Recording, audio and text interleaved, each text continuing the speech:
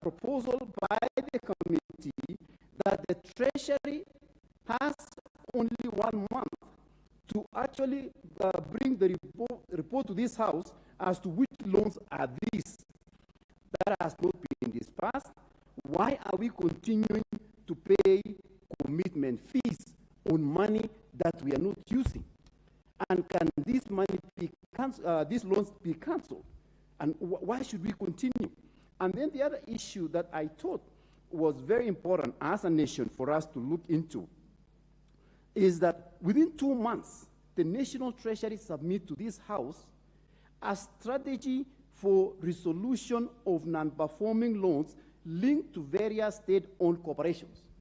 There are several corporations that it say that they have borrowed money, the state has guaranteed, but they cannot account for that amount of money. One of those corporations is KPLC. KPLC is said to have borrowed 9.9 billion. But when the auditor tried to follow up on the money, KPLC is saying, we don't know this amount. So who took the money? So I support the committee in giving the Treasury a short period of time to actually come and explain to us where exactly did this money go. And then the other issue that I want to support, Madam Speaker, is that going forward, the MTDS should live up to its expectation as a medium-term document by showing consistency in proposed debt management strategies on a 3-year rolling framework from one MTDS to another. That way, in the future, we will be able to be responsible as a nation. And the last is the country's borrowing strategy is approved at 50-50, which is a good policy and it's a good practice. But unfortunately, as a nation, the amount of money we are borrowing from within is at about 72%. What we are borrowing from foreign is domestic is 72%, and foreign debt is at 28%. And we all understand the money that we borrow from foreign is a lot cheaper. The interest rate is about 3%, but the domestic interest rate is about 13%. So we end up spending way too much money borrowing from within, and so for us to bring it to a 50-50, it will take a serious fiscal responsibility from the nation and from the Treasury and have a good plan to bring it to 50-50. As it is, from 72% domestic and 28% foreign is not going to be of any help as of now. So I support this proposition by the committee, Madam Speaker, that we adopt and we accept this resolution so that we can address the issues of debt in this nation. Thank you, Madam Speaker, for the opportunity to contribute, and I support. Member for Bondo, Honorable Gideon Ochanda.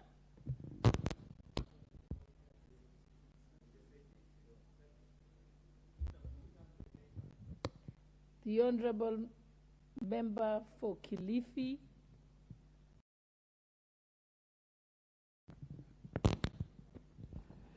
Thank you, Honorable Speaker, for giving me this opportunity to debate the medium-term debt management strategy. Medium debt strategies the world over are put in place in order to review and to see how best we can have debt that is at a lower cost, manageable, and something that can be serviced. So this practice that is coming to the House, probably this is the first time that we're having this, and I want to commend the chairman and his committee for this good job. And I want to say that going forward, this is where you hold government at account. The accountability of government starts in the House. And one of the things that we have lacked a mechanism to bring accountability to is debt management. But I think the 12th Parliament in its wisdom thought that this committee should be put in place, and I think the members of that committee are up to the task and will help this country. Runaway debt has been one of the problems that we have had in this country. And the fourth regime of this country probably was the worst in terms of managing debt. Madam Speaker, if you look at the debt levels, I think we are at 9-point-something trillion. It is something that this country needs to review. Cost of debt. First, there are two things that we need to look at, and I think the committee looked at. One, the debt itself. Secondly, the cost of debt. The cost of debt. The dollar keeps on moving up. The higher the dollar goes, the more interest we pay. Meaning, therefore, the cost of debt keeps on soaring. We are paying more money not because we borrowed more, but just because the dollar is moving up. And I like the recommendation that the committee is making. They're saying we need now to negotiate debt on the basis of the Kenyan shilling, so that because the Kenyan shilling is constant, it is possible to manage the cost of debt. And that is one of the things that we must manage as a country, the cost of debt. I want to commend the committee for saying, let us negotiate our debt based on the Kenyan shilling and not the dollar. And that way we'll be able to reduce the cost of debt. The second important thing that comes out of this committee, which I support, there are very many MDAs, ministries, departments, and agencies that have different accounts, and they have a lot of money there. But when you ask the country in the CFS, how much money do we have? We don't have money, and yet each ministry, each MDA has some money there lying out there. It is not being used. The financial year is over. There is money being held in all these many MDAs, totaling to hundreds of billions of dollars. But what happens to that money? We go and look for fresh money and come and put in here. They will not use the money again. We will still have a debt we have accrued. At the end of the, again, on the other hand, we have interest we are paying on. We are saying, let's have one treasury account. So that at one given time, you'll be asking, how much money does this government have currently? You'll be able to say, this treasury account, this one treasury account has this much money, and therefore government is not broke. But today you ask people, you ask government mandates, they say, government is broke. It doesn't have money. But if you ask, there is 100 billion here, there's 200 million here, there's 100. If we consolidate this in one treasury account, we shall reduce borrowing in this country. And that is important. Madam Speaker, another very important thing is government borrowing its own money? Is government borrowing its own money at a higher interest? Because this money is littered all over. And if it is littered all over, government says they don't have money, this ministry doesn't have money, but this other ministry has a lot of money. You go to borrow to finance this project, and yet Department of Roads has 500 billion. It is not using it. It is just in the account. But the Department of Water requires 100 million. It goes to borrow that for water, and yet this other department here has money. So what happens? This money is in our commercial banks. This money lies there. What happens is government goes to borrow the same money that belongs to it. We pay more interest. Banks, commercial banks benefit out of it. And yet, if we had one treasury account, I want to commend that policy resolution that this government requires to have one treasury account, just like the PFMA Act says. This must be implemented and must be implemented now to save Kenyans this issue of debt. One of the things that you need to look at debt is, how do you balance transgeneration debt? How do you balance transgeneration debt? If you have a good medium-term plan on debt management, then you'll be able to say, my father paid this amount, I will pay this, my children will pay this, my grandchildren will pay this. But we cannot take all the money, all the debt, and give it to only one generation that comes later to pay the debt. We need to look at that. And debt management strategy will help a country to look at the transgenerational debt so that we are able to secure the future of our children and our children's children. But if we don't do that, and if this practice that we are trying, to start today here in this parliament must be entrenched in law properly so that we do not burden our grandchildren with debt. A good medium-term debt strategy will ensure that the transgenerational debt is properly managed and this country will be helped. Madam Speaker, I would like to comment one of the things that the team talked about. Deviations from approved ceilings, deviations. It's in the 12th Parliament, that it was almost war here when we were to agree on how high or how low we were to take the debt. You know, I remember the BPS had its own debt, and then I think the budget had its own, and the question is, which one should come first? I remember that argument here. And during the time when now we had to make a decision on increasing the ceiling, it was fireworks here.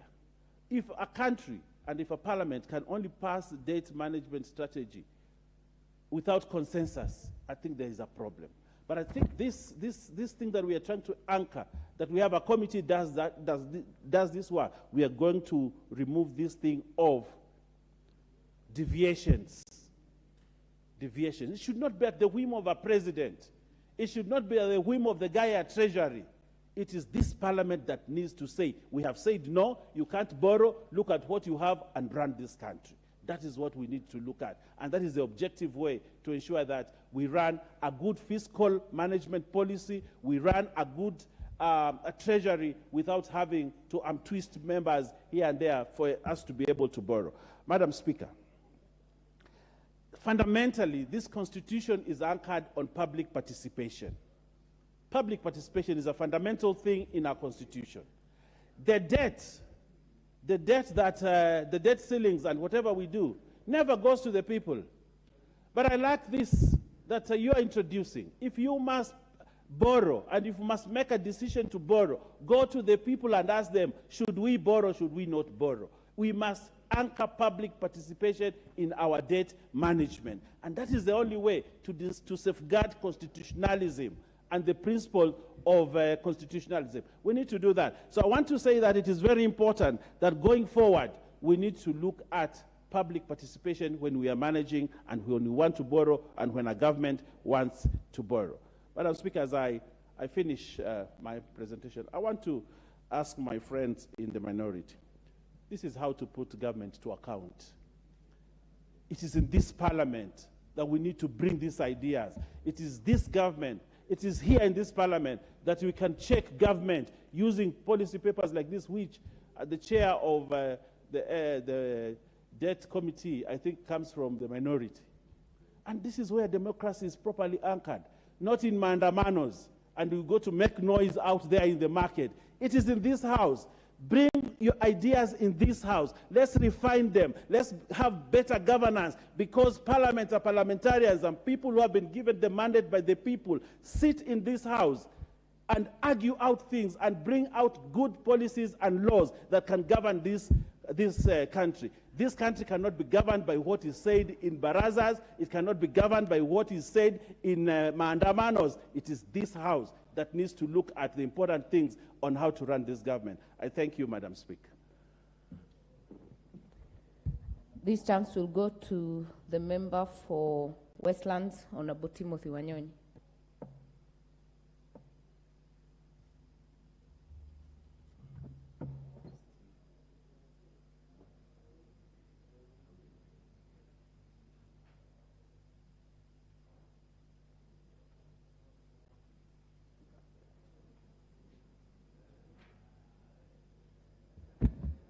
Thank you, Madam Speaker, for giving me this chance, Madam Speaker.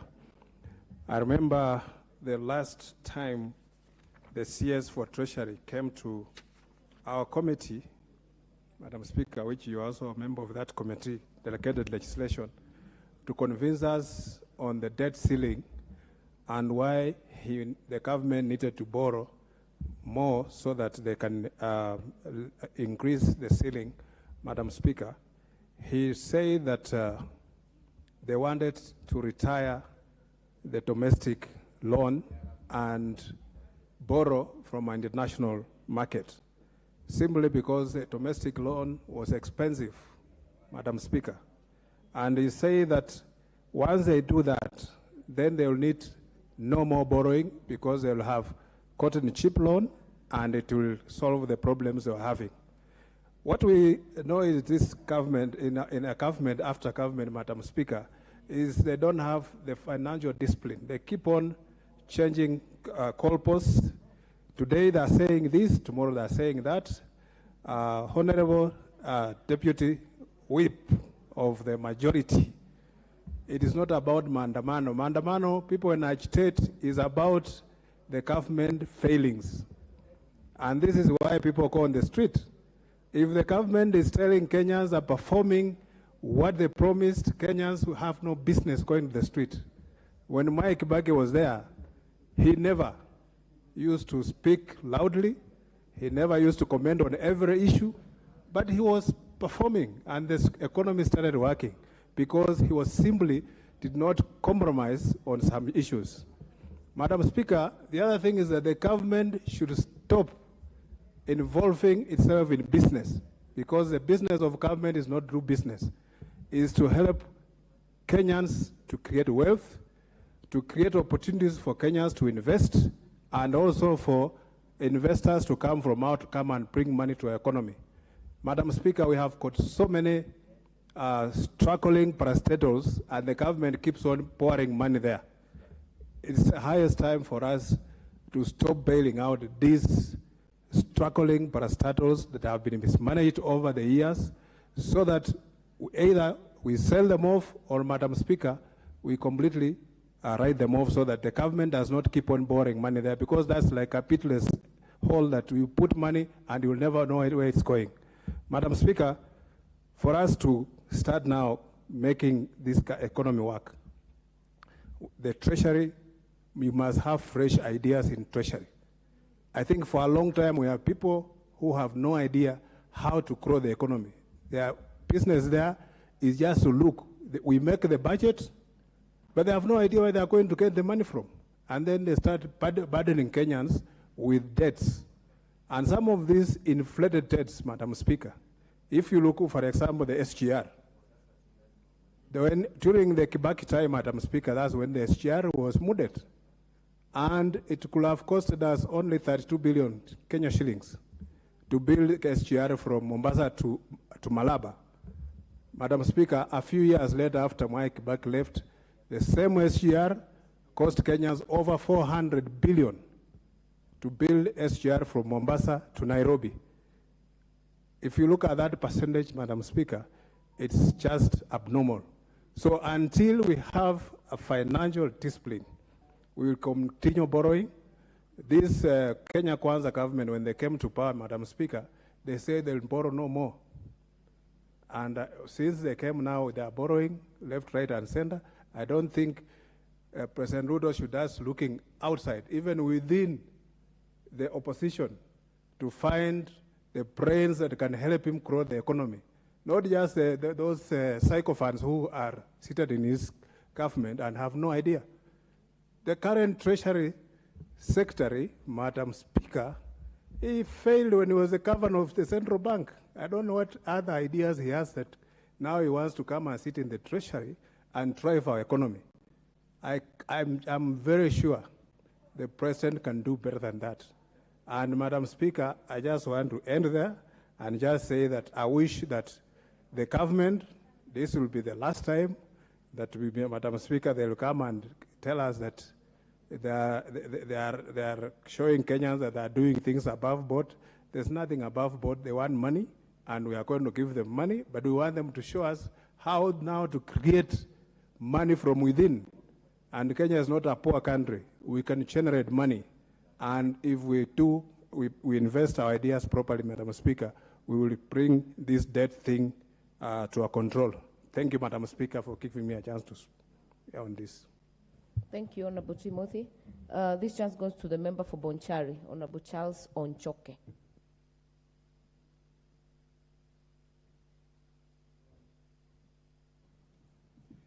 Thank you, Madam Speaker. The report by the Standard & Poor on Kenya's creditworthiness shows that Kenya is not doing well on a number of parameters, on solvency, on liquidity, and so on. What that means in terms of public debt is that the rate or the cost of borrowing for Kenya is going to be higher wherever you're going to be approaching for debt. Right from the onset, when you look at the accuracy of our numbers, I have some questions. The definition of public debt by the IMF through the debt sustainability framework or analysis includes the national government debt or the central government debt, the corporations, the guarantees, and all of that, which is also repeated in the Constitution of Kenya. However, a number of other debts are excluded, such as the social security debts, the pensions, provident funds. They must be paid. People have contributed to these funds. When time is due, they must be paid, and yet they don't form part of the public debt. The pending bills are hardly included in this formulation. We know that the counties get their funds from government, from the country Kenya, and so that a county that is owing money to anybody, to the vendors, to suppliers, whenever it gets its allocation, is going to pay off those debts. Meaning, if a county were to default, government must pay. Therefore, those debts must be part of the total sum of public debt, which is excluded. Now, looking at the proposals or strategies which have been recommended in this statement, in this report, one of them is that we adopt a 50-50 ratio of external and domestic debt, so that we reduce borrowing from the domestic market and borrow from outside. Now, at the same time, we are told even at 72 against 28, there is a big problem. You know, we are not able to absorb the 1.179 trillion shillings, and therefore we are paying commitment fees where we are not using these resources. What I would have loved to see, Madam Speaker, is a strategy on how to deal with the poor absorption rate. So if we are going to increase our external borrowing and yet the absorption rate is low, we are not solving the problem. Therefore, we need to have a strategy. We need to find a way of how to deal with the poor absorption rate by our agencies or ministries that are expected to be implementing the programs upon which the borrowings are made. There is a proposal regarding hedging mechanism for foreign exchange risks. This is a mechanism used normally by private sector. Governments hardly use it. This is, for the most part, uncharted waters, and it must be used very, very cautiously so that we don't find ourselves in other scandals like you've seen in the past, like the golden bag. Therefore, we would expect more work to be done so that we don't find the government finding itself in even higher obligations of the public debt. And besides the proposal that you go 50-50, I would have loved to understand what studies have been made so that it's 50-50 and not 40-60, for example. Why is 50-50 the right number to go by?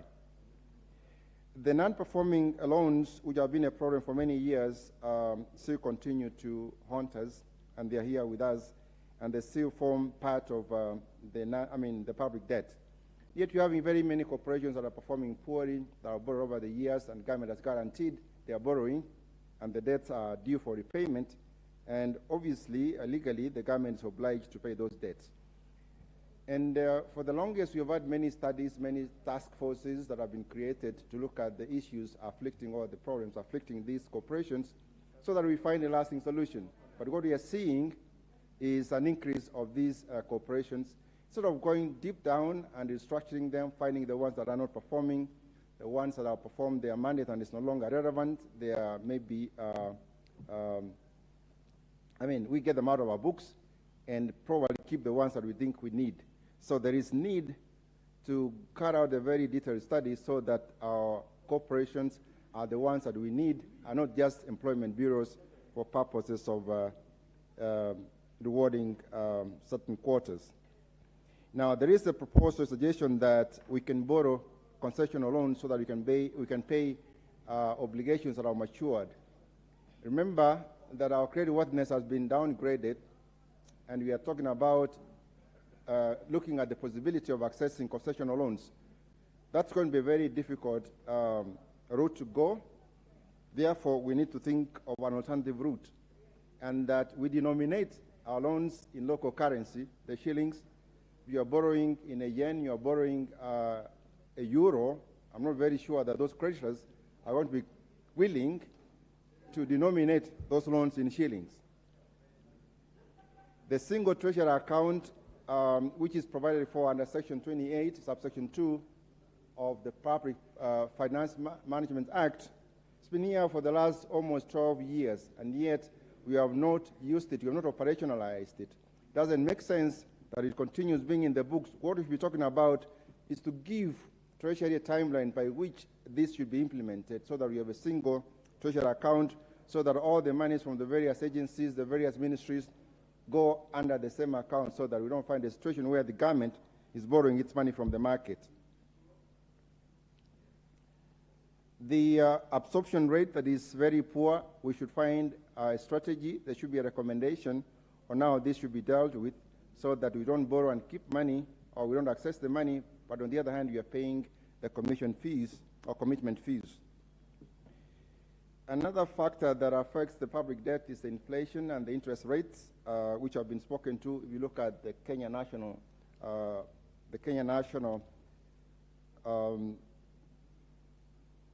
National Bureau of Statistics, a report of February, our inflation is going up, it's not going down, and we would have loved to see some measures are recommended by this committee to tame our inflation, which is affecting our public debt.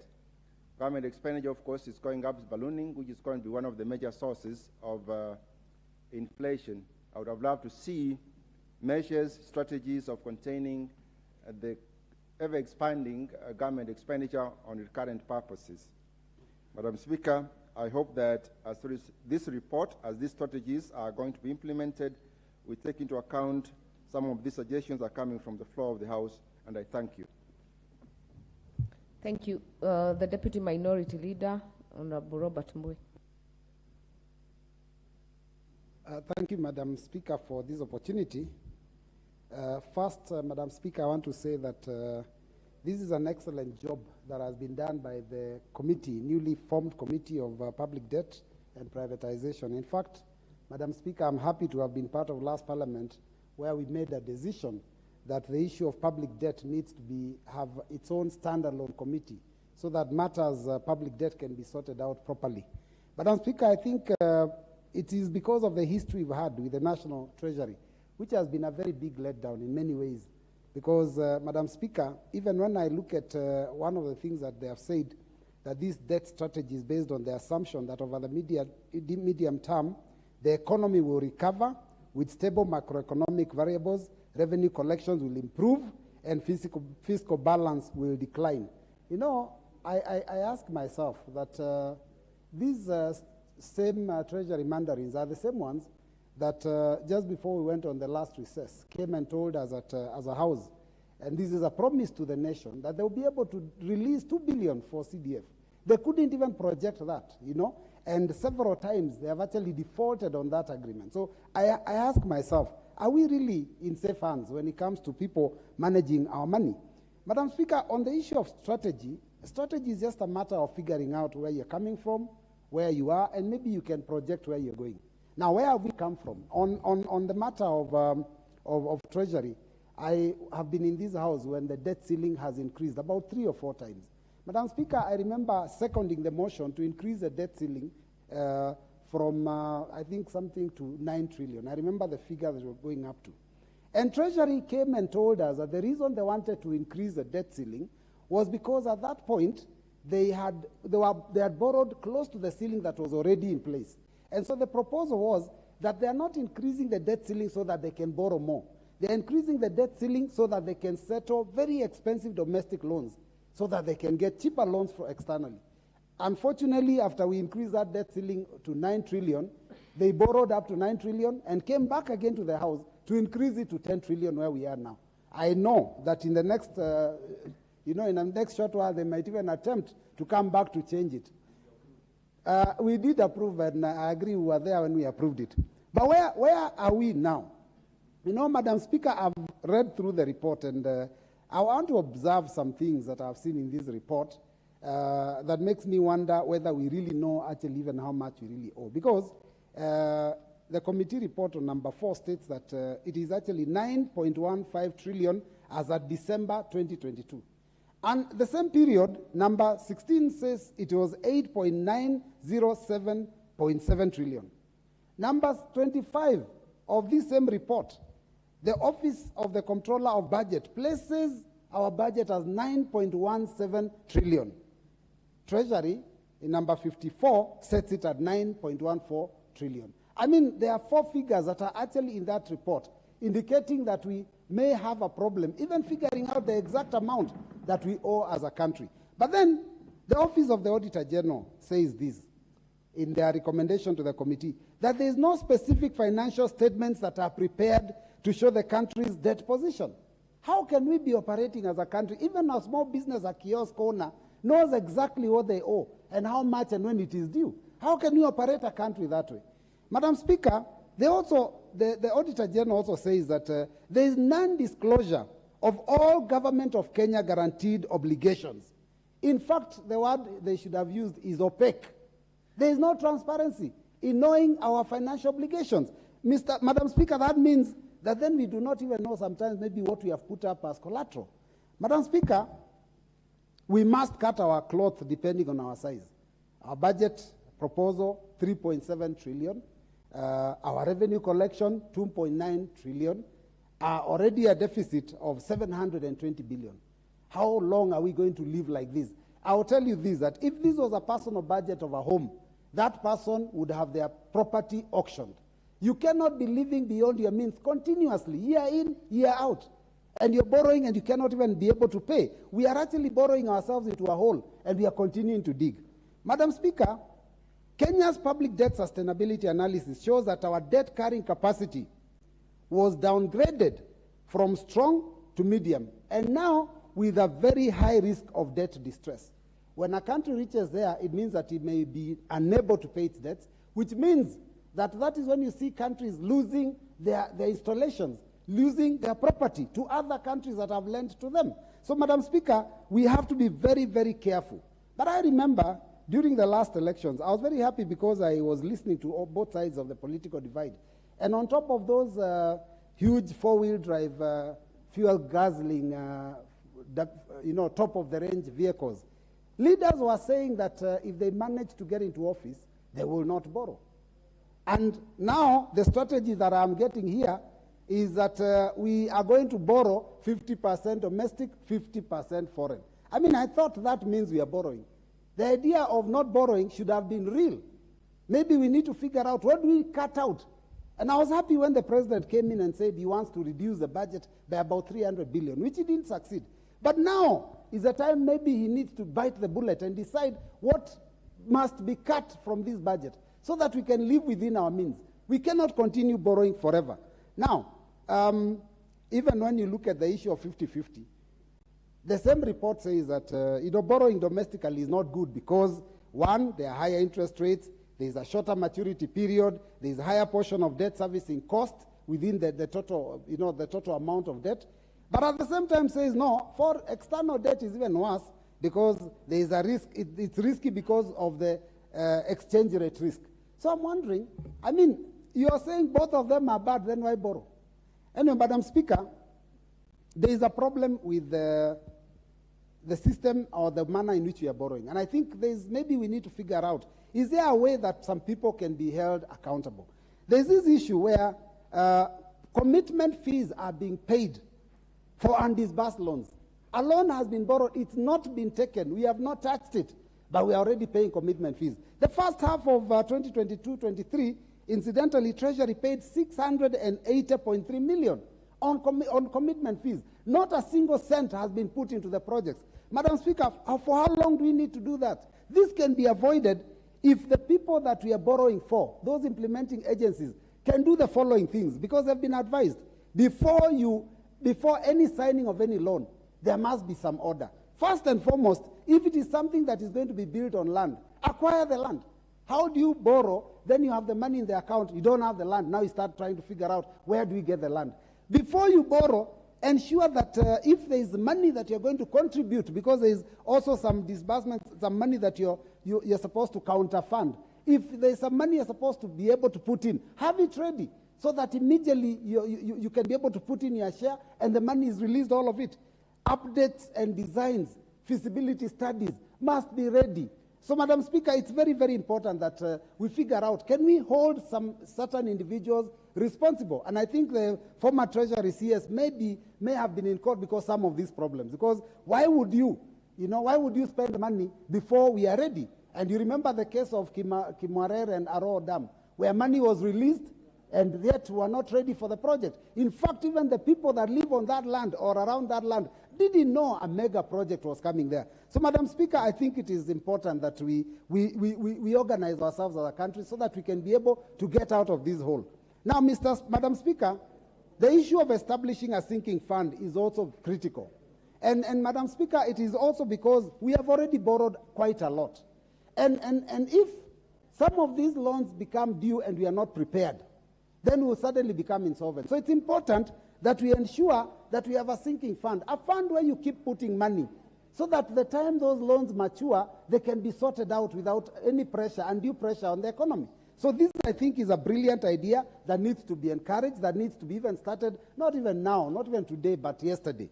Madam Speaker, I note from the report that county governments have also been borrowing. And they have been borrowing, and the cost of those loans is not part of the budget.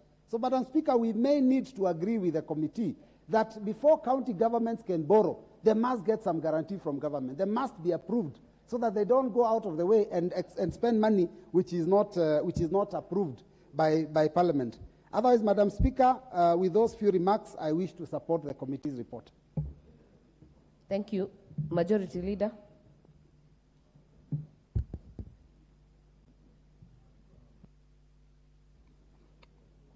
Thank you, Honorable Speaker, for this opportunity.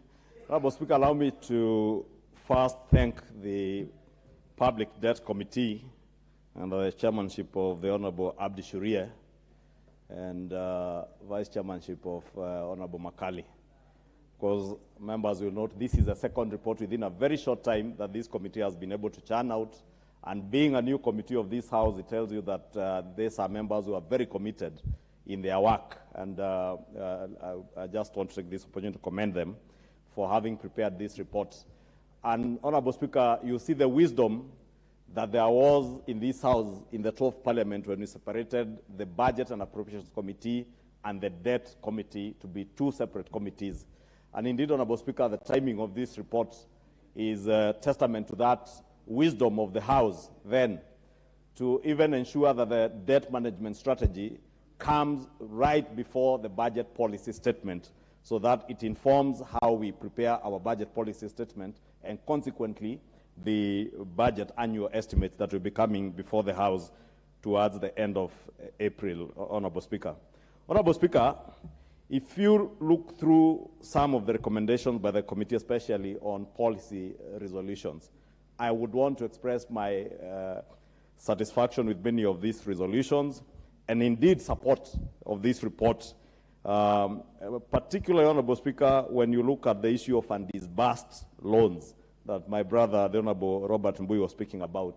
And it is indeed true that in the past we have seen government make commitments for insurance, for commitment fees, and those loans remain in our books. And if you look at the committee's report, they are telling us an amount of 1.179 trillion lies in our books as undisbursed loans. And I am very happy with the recommendation that the National Treasury to submit to the National Assembly within 1 month a report with information on terms, the status, reasons for non-disbursement, and proposals on any loans that can be cancelled to save spending on commitment fees. Honorable Speaker, it's not just about the fees and the insurance that some of these loans come with, Honorable Speaker, but also the debt burden, Honorable Speaker, and the refinancing costs of some of these loans, Honorable Speaker.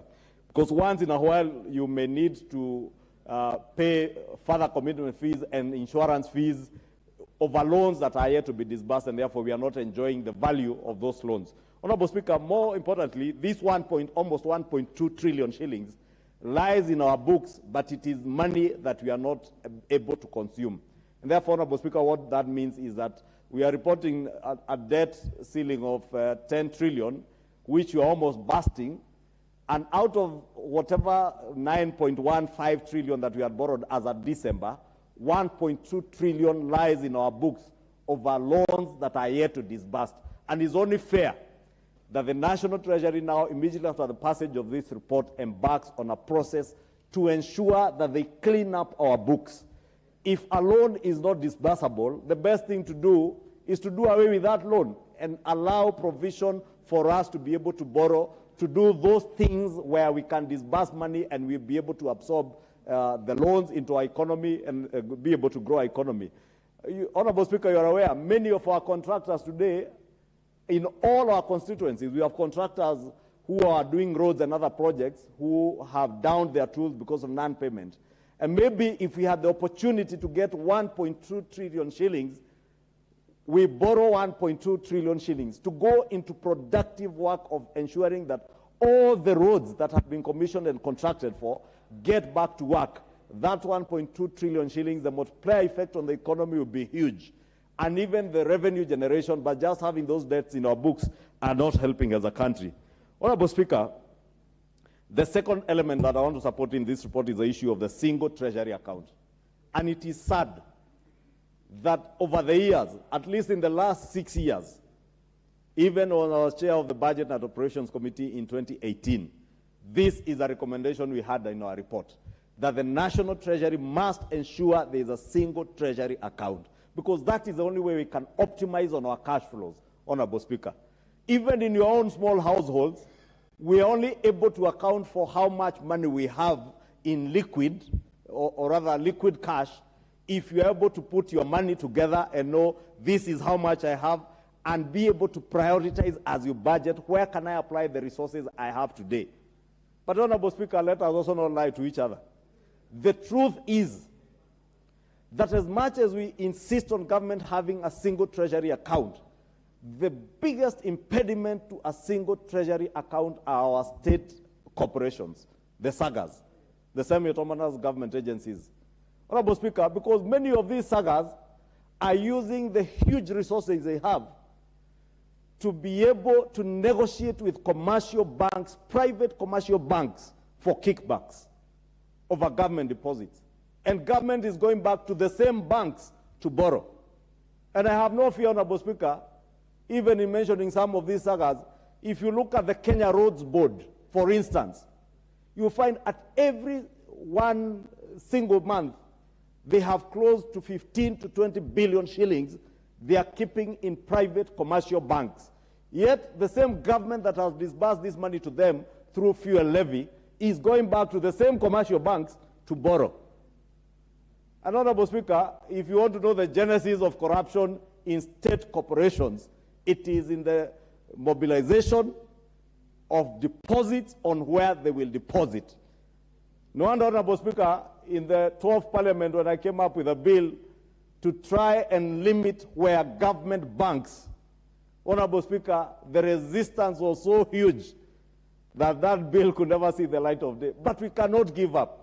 We cannot afford to give up, Honorable Speaker. And we must pursue, we either have a single treasury account or we limit where government banks, government ministries, departments, or agencies of government, either to bank with the government-owned banks, and therefore government that doesn't need to go back to private commercial banks to borrow.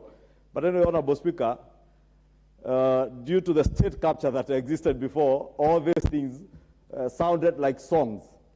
And indeed today, even as we pontificate about borrowing, and I did hear the Deputy Leader of Minority ask, are we not borrowing? Yes, we are borrowing.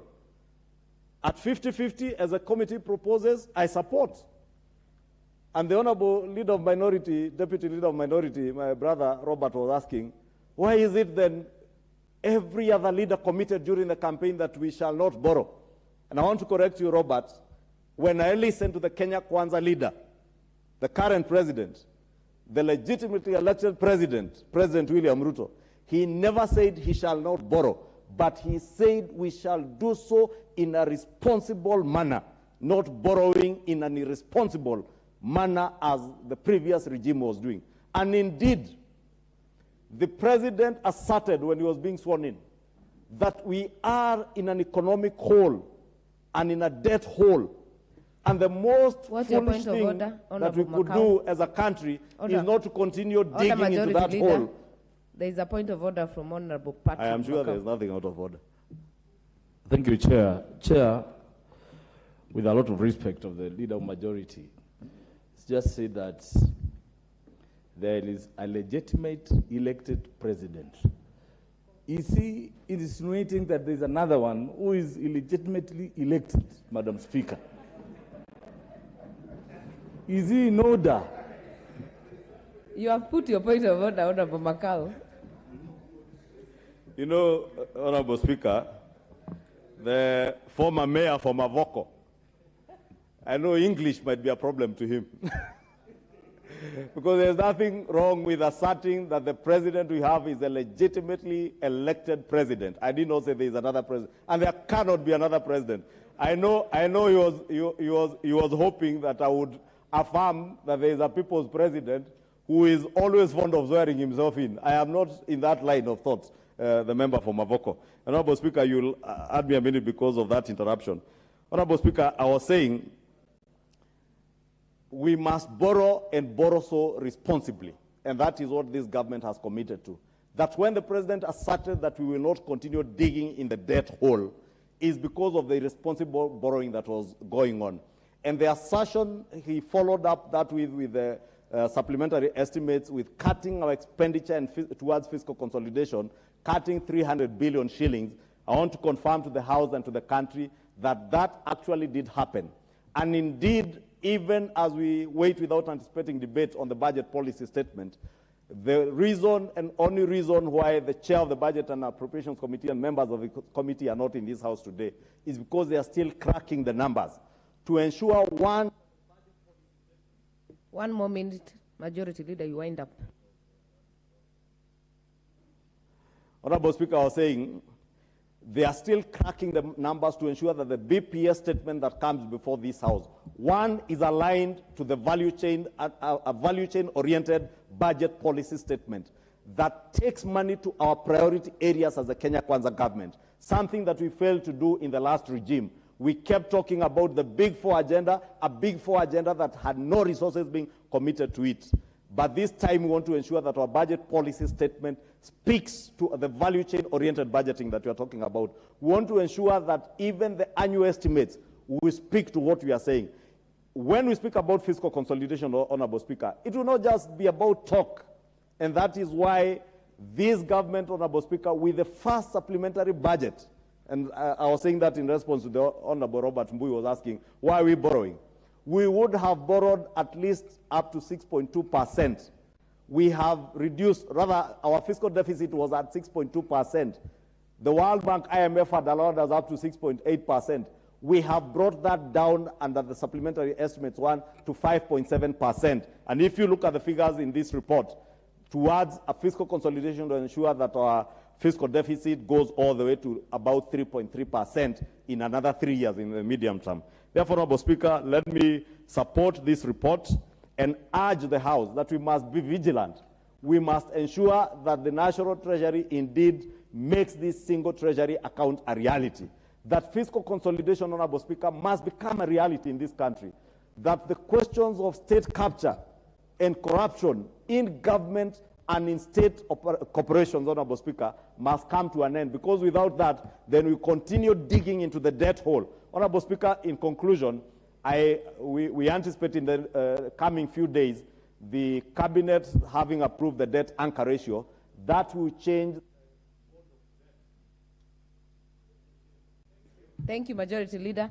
This will go to, the chance will go to the member for Wajir, Honorable Fatuma. Is she in the House? If not in the House, we will have the Honorable Member for Sotik. Not in the House. Yeah, and maybe this to the clerks. Whoever we call and is not there, let them be moved from the system so that I see who is in the House. Member for Seme, Honorable Dr. James Nyikao. House. Thank you, Madam Speaker, for giving me this opportunity. Mr. Speaker, let me also congratulate the 12th Parliament for establishing this committee. And as much as I may not agree with the current leader of majority who was very instrumental in bringing this issue, it has become a very important point in the debt management. Madam Speaker, the problem we had over the years is we were not managing our debt, and it was not part of our financial process, particularly the budget process. And therefore, Mr. Speaker, in principle, the fact that we have a committee now that is dealing with the debt management, and that this has also linked it to parliamentary processes, so that the elected people have a say on when we are borrowing. Borrowing, people will always borrow. There's no problem with it. But we must say, what are we borrowing for? And Parliament must have a say in it. The other important principle in this, Madam Speaker, is that we have linked this process, the debt management, to the budget process. This is extremely important because borrowing is actually to fill the budget gap, the budget deficit. And therefore, the process must be linked with the budget process. And, Madam Speaker, why I also must congratulate this committee, it has done that. It has also brought recommendations, policy measures, and financial measures that we need to take. And, Madam Speaker, this report is not just a report for this budget year. Madam, this report is a report that must be implemented and be part of our process from now on. I see the chair of the committee is here, and the chair of the committee of this, I congratulate you, but know that you have given a strategy not only for this year, but which must be followed throughout. Madam Speaker, the fact that we have linked it to the budget process, and particularly before we have the budget policy statement, is extremely important, so that when we are doing the budget policy and looking at the strategies, we input what we need in debt and how that debt is going to be managed and how the past debts have been managed. Therefore, Madam Speaker, in principle, and for those reasons, I think support this. But more importantly, you look at the solutions that they have provided. We have talked about the single treasury account. Madam Speaker, what is important here is actually local domestic borrowing, because domestic borrowing crowds out the business people who borrow actually to generate money. And therefore, government is competing with business. And like that, we cannot actually grow our economy. We also now realize that MDAs, the sagas, are actually putting money which is resting there, so we are borrowing our own money. And Honorable Chunga is saying here, I would say he was linking this to state capture. But I'll tell him, if he's hearing or not, that state capture is already happening. He may not be aware how state capture happens, but we are seeing the process going on very neatly. State capture starts by picking people to head institutions, people who are beholden to you, people who will not follow the law, people who will wait for instructions. Once you have that, state capture is on. And I think this is free advice to them, and they should realize that as you talk about it, they are actually indulging it. The process is starting now. But I agree with that recommendation. We shouldn't borrow locally as much as we can. It crowds out. I can't go through all of them, but Madam Speaker, if you look at the issue of currency exchange fluctuations, it's obvious if you borrow and pay in dollars, you are generating money in Kenya shillings. You actually are at a loss before you start. And so that recommendation, Madam Speaker, I agree with. Now, when you look at loans where we are paying commitment fees, I've been in the system and I know how this works. The main thing about commitment fee is actually unpreparedness at the time you are taking the loan. You want to implement a project, you have not done the basic background on what it's going to do, and then the other element that then complicates it, the people we borrow from are aware that we are not ready, and at the time of negotiations, we don't put this as a condition. They put it under condition that we give you, but before we start disbursing, you will pay commitment. They know very well that it will take us along. Sometimes the loan itself comes with conditions that makes it difficult to start. like the structures you need to put in place. Sometimes you find that the government structures as they are not being used to implement alone. New structures need to be put in place. And if you don't take that into consideration early, it will take you a year or two to put new structures before the loan disbursement starts. In that time, you are paying commitment fee. Now, that's something that I think we should look at. I like the recommendations that they are telling us issues that we have now, that within 2 months the national sales should submit to the House for solutions of non-performing loans. Again, these are things that we're going through the budget. We do not know of non-performing loans. We are paying for them. I think I really support that.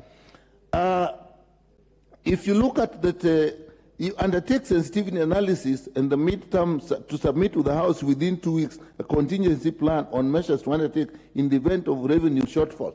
That actually is the crux of the matter, because you cannot get to a position where you have a revenue shortfall and you are in the budget process, and now that is when you are starting to look at how you do. That is something that has been seen earlier. Madam Speaker, if you look at the financial solutions, I'll only mention two, that the deficit target you should have, because it's the deficit that actually leads you to lending. And if you can link that to your GDP in good time, then you have a forward planning that will actually enable you to decide what loan you need, what amount of loan you need, and the amount of loan you don't need. If you come to the 50% external and 50% domestic and external, to me, Madam Speaker, that is extremely important. But the main thing is, when we borrow, do we manage our debts so that by the time we are coming to the budget process, we know how our past debts were managed, we know what deficits we have, and we know how we are going. And therefore, this committee is important. But I want to say something, that we should look at the whole House. We have many committees that make many recommendations. Their recommendations are actually never implemented. How we ask ourselves as a House, we make many recommendations. You look at the park, the recommendations it makes.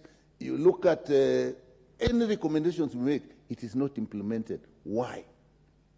Madam Speaker, there is a committee that we don't think is important. We don't even rush for it when we are going to committees. Is the Committee of Implementation. Madam Speaker, I think we should go ahead to even look at the law, look at our standing orders, and actually the Committee of Implementation is the committee that should take the executive to task. This was recommended by the House, and you have not done this, and there should be sanctions. If it is a minister, the Committee of Implementation should say, because of this, we are starting an impeachment process because you defied the resolution of the House. So, Madam Speaker, as we applaud this committee, we must look at all our committees. Why do they make recommendations that never work? My solution, look at the Implementation Committee, make it have teeth, and make the executive actually scared of the Implementation Committee. With that, Madam Speaker, I support. Thank you. Member for Soy, if not there. Member for Lamu East. Member for Kericho. Member for Wajir North, Honorable Ibrahim Sanei. Thank you, Madam Speaker. I was a bit distracted by court petitions and did not have time to contribute to debate, and it is my second opportunity to at least do so, and I appreciate you for giving me the chance. Madam Speaker, from the outset, I want to congratulate the chairman of this committee and his able vice chair for work well done. Madam Speaker, the global economy is not doing well. The Russian war, though the Russian government says it is an operation, the Russian-Ukraine war, the epidemics we went through, the drought that is still with us. All these have contributed to the bad economy globally, not only in Kenya. It is more clear that inflation is a serious factor in our economic growth. Dollar unavailability has given effect to the fact that our economy may not do well. And the reason is well known. The dollar has been collected sometimes just before the election until the dollar has become a very scarce commodity in this country. It is in the hands of a few, Madam Speaker. Be that as it may, Madam Speaker, the management of the medium-term management of our debt is a key thing, an important thing. To manage our debt, we need to deal with corruption. If we don't deal with corruption, then managing debts will be just a fallacy, in my view. You can imagine dollars have been amassed. Today, dollars are so scarce, the shilling is becoming devaluated, and the GDP is in the hands of a few Kenyans who have kept the dollars in private. So it is important that this committee makes sure that corruption is dealt with, or this House really, to a larger extent.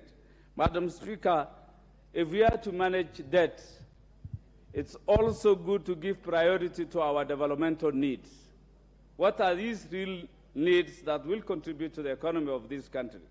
We want to have budgets that are revenue-led, not expenditure-led. That's why we end up huge deficit in terms of budgetary, in terms of budget. We always plan for what we need without immaterial of what we can afford.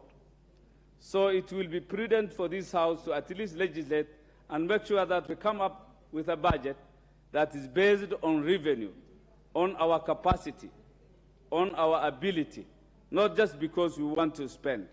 Inasmuch as I still accept that no economy shall grow without borrowing. Debt is part and parcel of our economic growth. Larger economies, the superpowers, including USA, are in debt, and they continue to borrow. So it is healthy to borrow, but how to manage what is borrowed makes the difference, Madam Speaker. One other key thing we always forget in this country is endowed with resources that are not used. Within the core of our earth, Kenya has huge potential for mineral resources that need to be exploited and explored.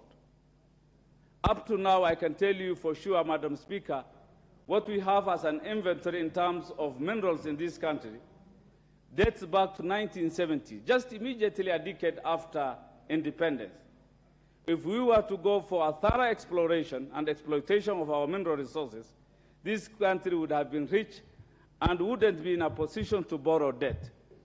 Northern Kenya is full of minerals that is of value.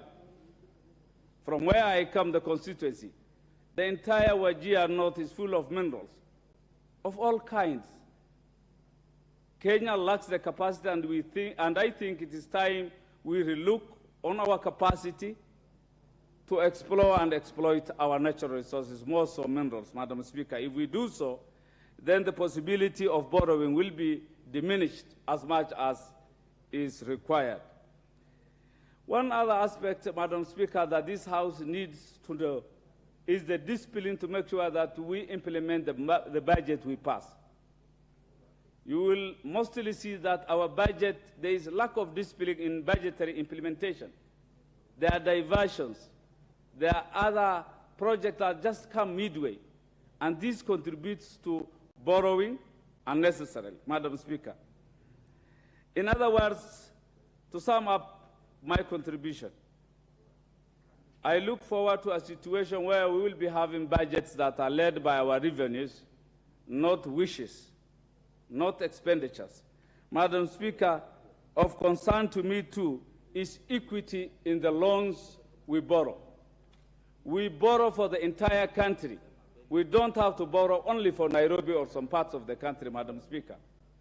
Loans are bequeathed to every citizen of this country. every Kenyan has to bear the burden of paying this loan, our children, the next generations and generations to come.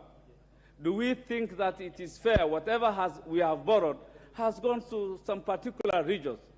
If I may speak kindly, Madam Speaker, of all the loans who are borrowed, what went to Wajir North in terms of development? What went to Wajir County? I think time has come that there should be equity in the distribution of what we borrow, because these are Kenyan loans, and all taxpayers have to Other members, Honorable Meli, Honorable Chepkonga, you know the rules of crossing the floor. Continue, Honorable Ibrahim. Thank you, Madam Speaker. Senior speakers have the audacity to not follow the rules, and I am happy you have at least reminded my senior not to do so again. Madam Speaker, I emphasize on equity, that we borrow for the entire country and Kenya as a whole. Because who pays the debts? Who pays the loans? It is Kenyans. Many are privileged by paying for loans whose developments and dividends we don't get. So time has come that even these loans should be shared equitably based on the priorities and the developmental needs of different parts of this country, especially, Madam Speaker. One other key thing to control our debt, we have so many parastatals and regional bodies that are avenues for expenditure only, who go into agreements with lenders. How many authorities do we have in this country that do nothing really, just incurring costs and expenditures? Why do we have Northern Water Surface Board, for example, and Ewasonyiro Northern Development Authority? These are two bodies that can be amalgamated and do the same kind of work. We can at least cut on cost, and I hope the leader of majority is listening to this. I am saying, why do we have two bodies in the same region, Northern Water Service Board and Ewasonyiro North Development Authority, and then you have Ewasonyiro South Development Authority? We can join these and amalgamate them and give them the same mandate and cut on cost. We don't need many of these authorities. We have over 200, 300 parastatals in this country that are only thrive on expenditure, Madam Speaker. Time has come that we'll cut these things down and help the country to reduce borrowing. With those few remarks, Madam Speaker, I thank you for your kindness, and I support the report. Thank you. Member for Wajir North. Member for Homa Bay Town, Honorable Peter Kaluma.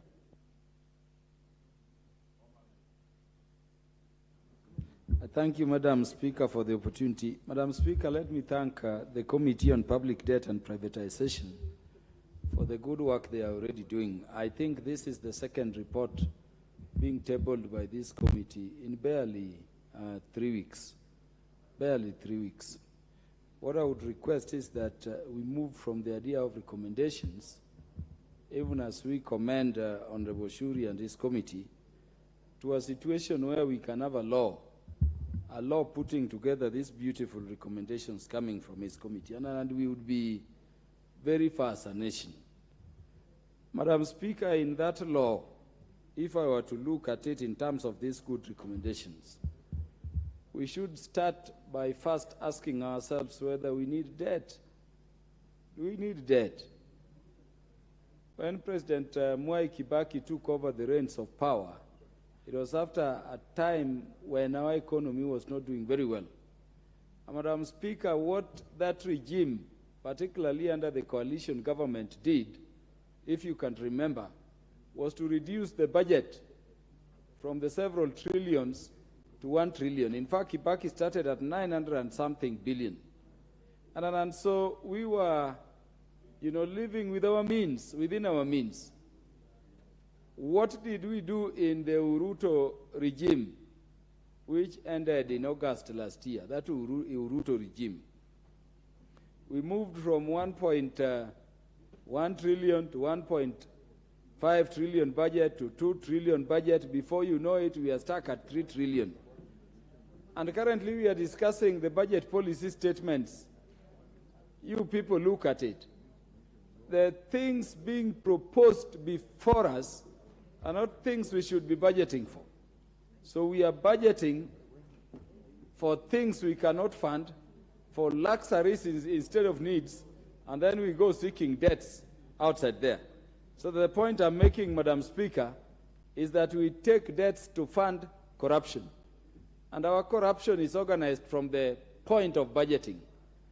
We were looking at some budget policy lines, and you're questioning, are the people presenting these things as things that should be funded by the public normal? Honorable Speaker, when you hear something like chaplaincy, and an office which does not even exist in law is asking for money for chaplaincy, what is that? When religion and state we know are separate. We have so many parastatals, Madam Speaker, but ask yourself, other than offering a platform for some rejects in Luo Nyanza who want to be in government, here somebody is thrown to Lake Basin to earn some 10,000 per month. You have somebody thrown to some moribund thing somewhere after everybody has been placed where they should belong. What do these parastatals do? Madam Speaker, parastatals exist and state corporations exist in government to generate money for government. That's what a state corporation should do. That's what a parastatal should do. It's not to offer some political rejects a platform to drive a public car. And you know, this is hurting us so much on our side, Honorable Speaker, that people are appointed CSSS. What's your point of order, Honorable Chepkonga? Honorable Speaker, I rise pursuant to Standing Order number 89. Is it in order for my very good friend, Honorable Kaluma, to claim that when you lose an election, you are a political reject? Madam Speaker, this is a democratic process. Yes, and in fact, the former Prime Minister lost an election. Is he a reject? Because he's now claiming that he wants some negotiation with the Kenya Kwanza regime. Now, if we give him something, will he be given as a reject, or what was it? In fact, Madam, just a moment. When he lost the elections in 2017, Honorable Chepkonga, don't be tempted to debate. I'm not debating. Is it in order? Don't Is it debate. in order? Is it in order, Madam Speaker, for the Honorable Kaluma to call others political rejects when we know that the former Prime Minister had an handshake, and in fact he was appointed as an advisor to African Union, Yeah. and Order, he was not Honorable considered as Chepkonga. Order, Honorable Chepkonga. You have two temptations: a temptation to debate and to mislead the House, because the Standing Order 89 is on matters sub judice. So please continue, Honorable Kaluma. Yeah, the point I was making, Honorable Speaker, is that we budget, then we take a lot of debts, not for meaningful development programs, but to eat, to consume, and for corruption purposes. And I was making the point that it is from the beginning of budgeting that we create that range. You know, Honorable Ichungwa, when you say we need a budget of 3 trillion, when you know we cannot collect it from our, revenue sources, essentially you are creating a range for corruption. And that is why you can negotiate initially something like SGR, Madam Speaker, at the amount of 200 billion. Then a regime comes in, the Uruto regime comes in, and it goes to 600 billion, because you created a range. We may say, Honorable Speaker, that we have reduced the amount of the budget by 300 billion. But look at our budget. Majority Leader, what's your point of order? You invited it. Honorable Speaker, the Honorable Kaluma has mentioned me. Then he went ahead to mention the Ruto regime and speaks about things that happened under the handshake regime. And I agree with the Honorable Kaluma that indeed we cannot budget for 3 trillion shillings if you are not able to generate that kind of revenue. But probably the Honorable Kaluma should then be telling those who are organizing demonstrations to run away from paying taxes that we cannot borrow if they pay taxes. That if they pay their taxes, Honorable Speaker, then we will be able to finance our 3 trillion budget from our own taxes. This country has the capacity Leader, to generate adequate revenues, Madam Speaker, contribute to the debate. Don't contribute to the debate. Without those who evaded taxation through tax waivers Majority Leader. and are now inciting Kenyans to run away from paying taxes. Majority He should Leader. tell his party leader and his sponsor to pay taxes. Order, Majority Leader. Continue, Honorable Peter Kaluma. Honorable Speaker, I hope my time will be restored. Honorable Speaker, the other way we waste public funds and which makes us go for debts is how we jumble up government sectors. Look, Honorable Speaker, for instance, this government has established something called the Nairobi River Commission. We have the ministry in charge of environment and water, whose departmental committee is busy budgeting for those issues. But do you know where that Nairobi River Commission is? In the office of the Deputy President. What's your point of order, Honorable Chapkonga? Where again you order, budget Honorable Kaluma. Honorable Speaker, is now become a bit sensible in his contribution. I rise pursuant to Standing Order number 95. It appears the Honorable Kaluma and everybody who has contributed are in agreement with this report. Would I be in order, Madam Speaker, that you call the mover to reply? Honorable Speaker, the practice and tradition is that the person who is speaking completes. Then you can raise it. And even if it is raised, Honorable Speaker, in the language of that Standing Order number 95, it is the discretion of the Speaker to weigh whether there is need for contribution still. Yes, so Honorable Speaker, I would urge that you permit me to proceed. Honorable Kaluma, you will complete? Yes. But I will put the question after I thank you, your Honorable contribution. Speaker. I thank you, Honorable Speaker. Honorable Speaker, this is the reason we are talking of the money that was allegedly given to KPLC, for instance. That you have money, a debt taken for KPLC, but a debt which KPLC itself is saying they never saw. This is what I'm talking about, and I don't know why my friends are being jittery. The other way it has been happening before, and we are watchful, Honorable Majority Leader, is where a committee like the Committee on Administration and National Security then budget for the building of Mbagathi Hospital for police. But who implements it? Kenya Defense Forces. And when they implement, you budgeted for hospital for 400 million, which you've sent. At the end of it, Kenya Defense Forces is saying the contractor needs over 900 million to do the work. These are the ways we are stealing. I'm saying we must avoid those things. The second thing, Honorable Speaker, is the issue of equity in these debts. Honorable Speaker, you know the main foundation of a nation is that everybody owns the resources of a country, and everybody should equally share in them. I am from Homa Bay Town constituency. If you ask the people of Homa Bay County, what is this project in Homa Bay County or Homa Bay Town constituency which has been undertaken using these debts, which we pay equal to other Kenyans? It is not there. And so I'm requesting Honorable Shuri, when you do that law, consider equity so that we don't have sections of this country which have the burden, the financial burden, of things being enjoyed by some sections, not everything. The cost of debt and the terms of debt must be looked at. Honorable Speaker, what is the interest rate? And that is where I agree with Honorable Shuri and his team when they say let us borrow on a 50-50, domestically and of course abroad. But what are the terms? What are the securities? We don't want a situation, Honorable Shuri and the members of the Privatization Committee, where as a condition for these debts we are taking, wherever we are taking them from, we end up offering a security critical state, infrastructure, like the ports, like, critical infrastructure, like security installations. We don't want such a thing. And an Honorable Speaker, people may take it for granted, but China is seeking to take very critical assets of very critical nations around. That should be provided for. the issue of where do we get debts from.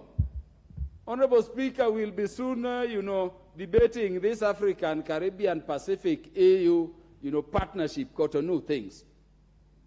We must stop taking debts from these countries who currently condition their debts to homosexuality,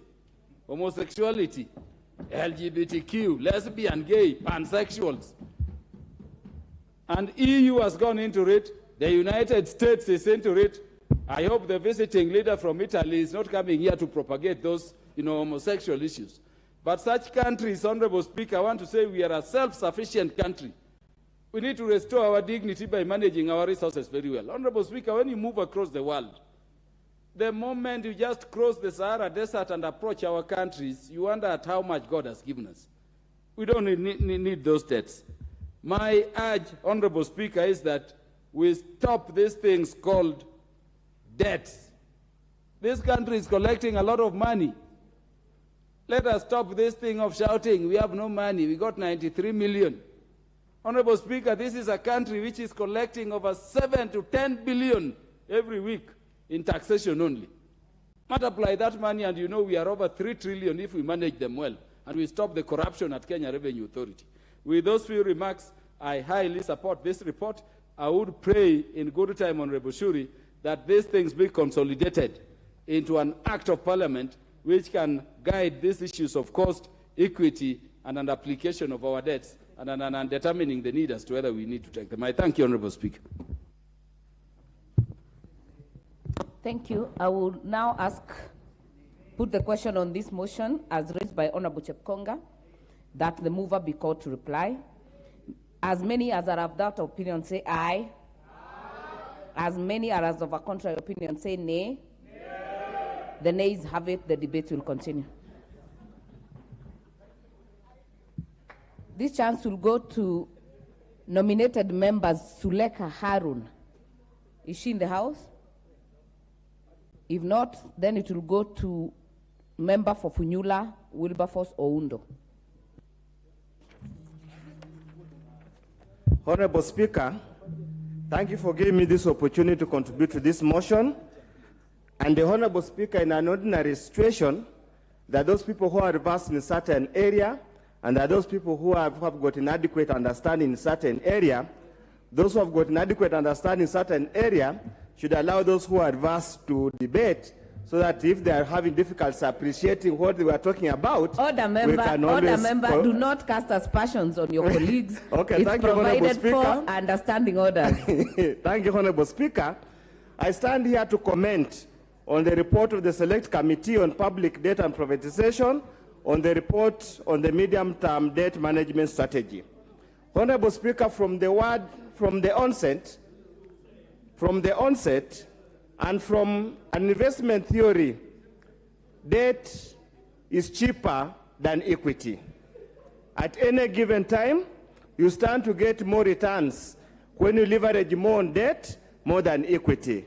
But the catchword here, that the generated cash flow must be sufficient to service the debt and ensure there is adequate funds for risk purposes in the event of fundamental changes.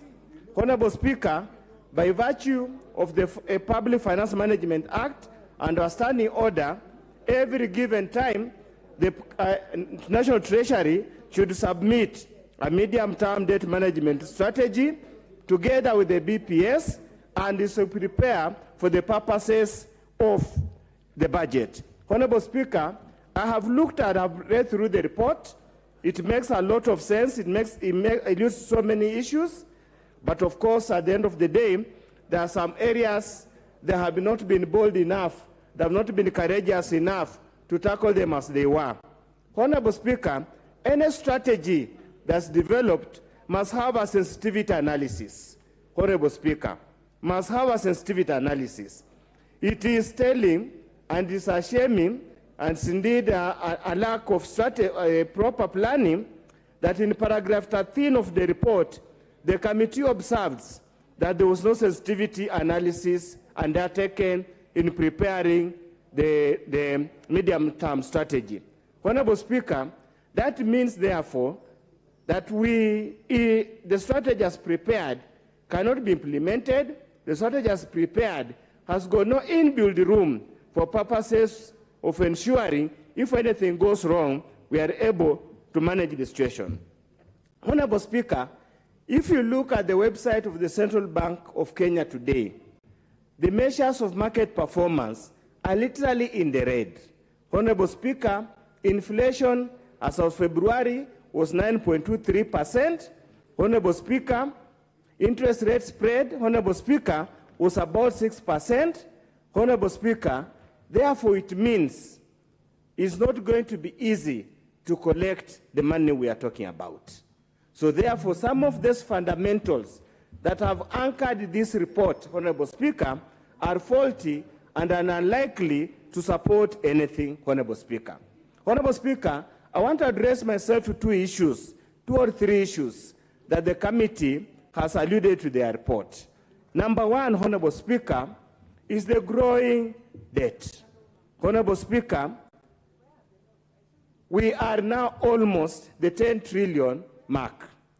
Honorable Speaker, when many of these political parties and candidates were campaigning, they clearly said they will not borrow. If you look at the Kenya Kwanza manifesto, the plan, they say they will not borrow. The mere mention that they already have a deficit and they intend to borrow 720 million, Honorable Speaker, is an antithesis for what they promised the people of Kenya. As my colleagues have repeatedly said, we do not need to borrow. We can generate our own resources so that we are able to manage ourselves. Honorable Speaker, the second issue the committee has proposed and which requires to be challenged is the 50% spread or share between domestic borrowing and foreign borrowing. Honorable Speaker, the fundamentals of borrowing is to test what is the cost of finance. It's not normally the source. Many times, what's the cost of finance? The Treasury bill, Honorable Speaker, as of today, is 10.216. That's 180 days. 10.216. So it therefore means if you float a Treasury bill, you will pay 10% annually. If you want to borrow from the foreign markets, Honorable Speaker, you will get a far much less rate compared to domestic borrowing. If you add interest, fluctuations due to dollar-dominated or change in the exchange rate, will not get anywhere close to the 10% that is prevailing in the local market. Therefore, Honorable Speaker, I would have imagined the committee would have addressed itself what will be the final cost of the loan, what will be the final cost of the debt, not necessarily where it will come from. Honorable Speaker, companies, businesses are unable to access debt in the market at the moment, simply because the government is an attractive borrower because it has no chance of default. It's a sovereign. It has no chance of default. So therefore, any lender would prefer to lend to government and not lend to the people or the business. Because of the risk profiling, you find a common business has got a higher risk compared to government. So therefore, Honorable Speaker, it's for that reason that even the mortgage rates, the interest rates have been an upward trend because the government, being a secure borrower, is competing with the unsecure or a high-profile borrower. Honorable Speaker, I would imagine, therefore, that the committee, the fiscal analyst, the parliamentary budget office should have undertaken a sensitivity study that if I borrowed at this, how much will I pay the final amount? If I borrow at this amount, how much will I pay at the final amount? It's a matter that we need to challenge them. They need to go back and rethink and draw a graph to indicate what will be the eventual cost of that particular loan vis-a-vis either to go 50 or 30. If I were them, I would leave it open and only assess the final cost of the debt rather than the source of the debt. Honorable Speaker, the question, I sit in Parliament, Public Accounts Committee, and many times we come across debts where the supposed recipients are not aware that they ever received that kind of debt. It's very common in the water sector. I can now see it has also found itself in Kenya, KPLC. And it was bound to happen because the year about 2004, 2007, during those years, I mean, the last regime, the last days of the late president, Mzee Moi, there was some activity that happened at Kenya Pipeline, and that could be the genesis of this untraceable loan.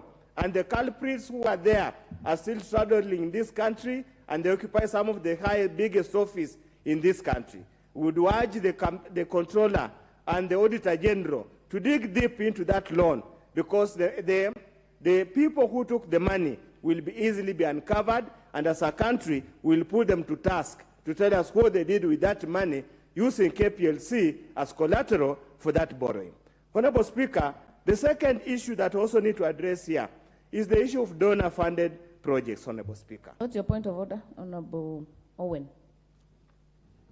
Thank you very much, Honorable Speaker. You see, the member, Professor, is telling us that he sits in the Public Accounts Committee. And he says he has seen traces of money that has been borrowed and and he gives a story of 2007. But he sits there, and he has power of parliament. Why can't they order a forensic audit of those accounts? What is his use of sitting there and telling us what he has seen and he has not done anything? It behoves on him as a member who is almost a ranking member to give us information and say, we have seen it and we have done this. That's why Parliament will be respected. Do not downgrade Parliament by saying you have seen it and you've just looked at it and done nothing. Honorable Baya, we hear you. You stood on a point of order. And he has cited it my minutes. Honorable Speaker, I'm afraid probably has not read the Public Accounts Committee report that we tabled in the last Parliament, Honorable Speaker. If he reads, he will not stand here and make such remarks on the floor of the House. I forgive him. Sometimes you can't read everything. You get bogged up. Honorable Speaker, as I conclude, you need to add me my minute. You have 1 minute. Wind up. Honorable Speaker, as I conclude, we need to be very careful. Issue of equity in the loans. I, Member of Parliament for Funyula, we have not seen even a single development arising from the loans we have been borrowing left, right, and center. Many of them have been channeled to some particular regions, and I can see the same trend will continue. That's why we are saying, under Article 1(2) of the Constitution of Kenya, if we are unable to move things in the House here, we will go to the people directly, because the sovereignty of this country is exercised by the people directly or by the democratically elected members. That's why on 20th March, we are on the street to actualize Article 1(2) of the Constitution of Kenya, and may God bless Kenya. Thank you. Thank you, Honorable Undo. The next chance will go to the member for Kipipiri, Honorable Wanjiko Mohe. Thank you, Honorable Speaker, for giving me the opportunity to contribute to this very, very necessary and important report of the Finance Committee, and I want to congratulate them, because by looking at the recommendations, they have really tried to capture every avenue, how the country is finding itself very broke, yet the monies are somewhere. Honorable Speaker, as the subject matter is on borrowing, I think borrowing is inevitable in the current times. And if at individual levels we do borrow, then as the government, the main thing is to control or see how to manage the borrowed money. When I look at the report, I am very pleased to see that the report endeavor to guide the National Treasury to have a single account. Because, Honorable Speaker, when we have a single account, the National Treasury can obviously... Order, member for Kipipiri. This motion should be complete at closure of debate should be 6:20. So the mover should reply at 6:10, but because I didn't alert you from the start, we will get the mover to reply at 6:15. That means I have to speak in 5 minutes, which I will. Honorable Speaker, I'm saying the report indicates that the National Treasury should have one single account. This is very important in money management because they'll be able to see any saga and even to bring the financial status if the money is unspent within 6 months to Parliament. But in line to this, I want to provoke the committee's mind and ask them if they could consider to amend the PFM Act. Because when I look at the second recommendation, Honorable Speaker, the second recommendation from the committee on the financial recommendation, they are asking that deviation from the approved borrowing strategy will require the approval from the National Assembly. I would ask them and persuade them if they could consider amending the PFM Act and asking that any money that is to be borrowed to seek approval from Parliament. Why do I say this, Honorable Speaker? We borrowed money for SGR, which is a story that we all know. How that money was spent, I do not consider it like it was very responsible. Because if you happen to go by the SGR to Mombasa, you find quite a number of assets that were built by the loan borrowed. Meaning this loan, the amount that was to be borrowed, if it was squarely for the railway, it would have been much lesser. But when you are going to Mombasa or coming from Mombasa, you find quite a number of assets along the way. Some houses, no one occupies them. This is wasted borrowing. Maybe if we borrowed 200 billions, we could have saved 20 billions if this Parliament had approved that. So I may want to persuade the committee to consider my thoughts that we may want to go that direction. Honorable Speaker, though I am rushing, the foreign exchange risk is really an issue.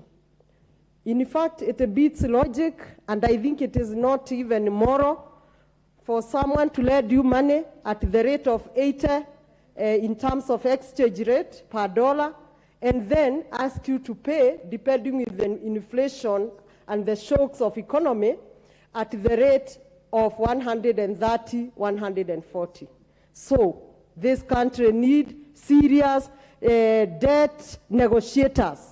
Serious debt negotiators that will look at the agreement, relook at the agreement, and agree that this loan we have borrowed at the exchange rate of 100. Could the dollar go to 150? We shall still pay at 100.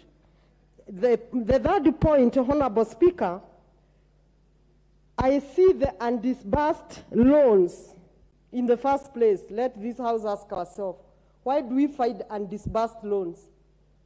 To prepare for a loan is very costly, and this is a liability to the government, a liability that must be paid whether the loan is disbursed or not. So who is this who prepares the loans and doesn't follow to the letter that the loans are not disbursed? Finally, Honorable Speaker, I want to speak something on these banks in Kenya, because I said the government is borrowing, individuals are borrowing. Honorable Speaker, it is also very malicious for the banks, and you as a lawyer and many other lawyers in this country must come to rescue the Kenyan Wanjiko to put a disclaimer in the loan borrowing that the rates can change. Recently, Kenyans borrowed loans in these banks at the rate of 13. When you are borrowing a loan, the costing of your profit and loss accounts is considered by the bank. When the capping, a bill that was moved by Honorable Judy Jomo, and Honorable Speaker, I request if you could add me 1 minute, considering that I was even representing this country in Mombasa and I have just come in a very important duty of IGAD, where we want to sign the memorandum of the protocol of free movement of people to the bloc. So, Honorable Speaker, if I persuade you and you add me a minute or two, I would really appreciate. Honorable Speaker, the banks have become very immoral.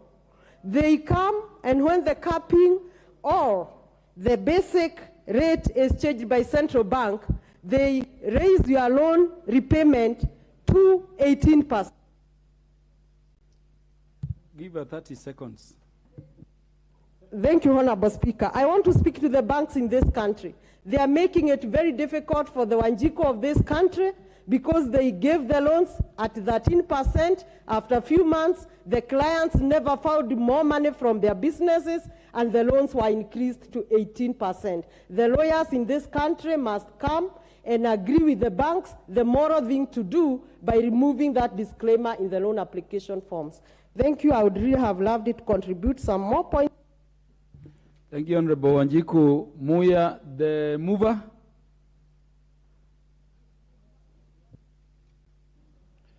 Thank you, Honorable Speaker. I will wish to donate some of my time to the following members to contribute before I reply. Honorable Gishumu, I give and Honorable Martin Owino, Honorable Oluoch of Madare, and Honorable Beatrice Elachi. I give them a couple of minutes each before Honorable Speaker. 1 minute. 1 minute. Mover, you remember you only have some 5 minutes to reply. I thought I have some 10, sir. Oh, you have 10 minutes? 10, yes. How many minutes are you giving each member? I can give each one at least a minute. Huh? 2. Okay, there are 4 of them. So at least 2 minutes. Give each 2 minutes in the order that the mover has granted. Thank you, Honorable Speaker.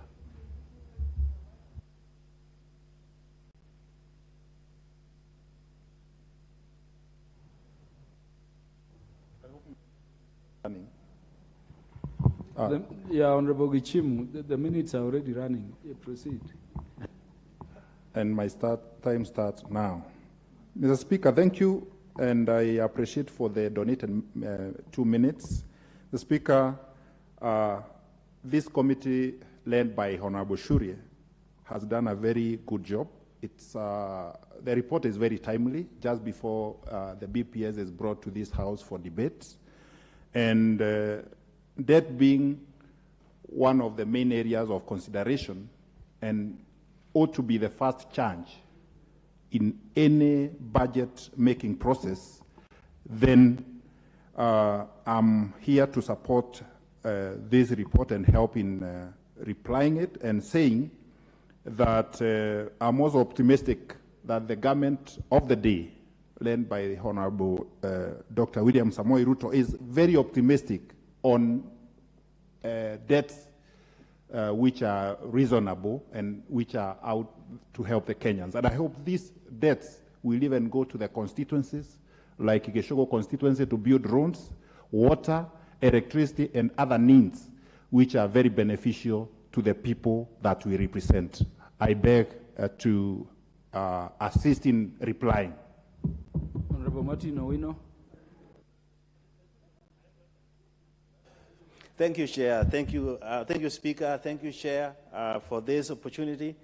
I just want to say something which is close to my heart. And the Bible says that a borrower is a slave to the lender. And that's where we are as Kenyans. A country that cannot feed her people, her citizens, is a slave itself. But the fiduciary responsibility is with this House. And I appeal to our colleagues, stop fronting for the executive. It is us who have left this to go to chance and produce all this. Number 2, Mr. Speaker, loan securing system must be revised so that the Parliament has an authority to sign off these debts, because we are the ones who are between the people and the money. Number 3, and the last one, equity. And I think members have talked about equity. The people of Ndewa have no roads, even if it rains now. But they are paying taxes every time, every day. Right? Why can't we also have projects in our place, Mr. Bayer, so that we can pay also now elegantly and happily? Lastly, I think the committee should do forensic audit so that we know where does the money go, how much money are we wasting as a country through this kind of borrowing, so that we cannot borrow anymore. Thank you, Mr. Speaker, and thank you, Chair, for your time. Mover, who else did you donate your time to? Honorable Beatrice Elachi, before the great. Thank you, Mr. Speaker. Mr. Speaker, I also rise to support the report and to thank the Chairman Abdi and to just say three things. Mr. Speaker, one of the things we have to do is to return the amendments that Jude Jomo had done for the banks. It must come back. Secondly, Mr. Speaker, we must get now the agreements that were done of this borrowing so that Parliament can be able to ask itself a few questions that indeed, yes, the ceiling is bursting, but then you have undisbursed loans and the country is still paying these loans and we have not even spent. It would rather return the loans back to those who are lending than to make the country continue where we are. Lastly, Mr. Speaker, I think it is important for us to now audit the expressway, audit the standard gauge railway, audit the huge projects that we did with this debt and ask ourselves, was it worth? Did we spend money the correct way, or we indeed wasted and find people who have made themselves and enriched themselves in this country based on the contracts they were getting on standard gauge railway, on all these big projects. And we ask ourselves, even if indeed the expressway has already started being even, that they are able to pay, then we need to ask ourselves how we are getting back money to this country with this high cost of living. Mr. Speaker, Kenya is burning. Kenya is hurting. Citizens are hurting. Thank you, Mr. Speaker. I beg to support. Thank you, Honorable Anthony Oluo Chempi from Mathare. Thank you, Honorable Speaker, and I thank the mover for donating these few minutes. In the next few minutes, I have 2 points that I wish to make. This debate was crucial and important in light of especially Article 94(5) of the Constitution that says that, no person or authority has the power to do or make any provision other than Parliament. And this brings a very crucial matter that is key to the status of the economy and how we are doing as a country to this House. This committee should go a little further and ensure that in light of the suggestion that these be tied and should be tied to the budget-making process, this committee should then convert itself to a pack on the question of public debt and audit historically all the public debt portfolios in terms of interest, who gave us this loan, and should they be varied and what should be done to them, and then table to this House. Lastly, I want to support the question of equity. Previously, development in terms of the sessional paper that developed few regions in this country at the expense of others should be brought into this debate in terms of the medium and long-term review. The people in northeastern and far-flung areas of Turukana and Diwa pay the same amount of interest on account of the debt that we pay as Nairobi, Kiambu, and Murang'a.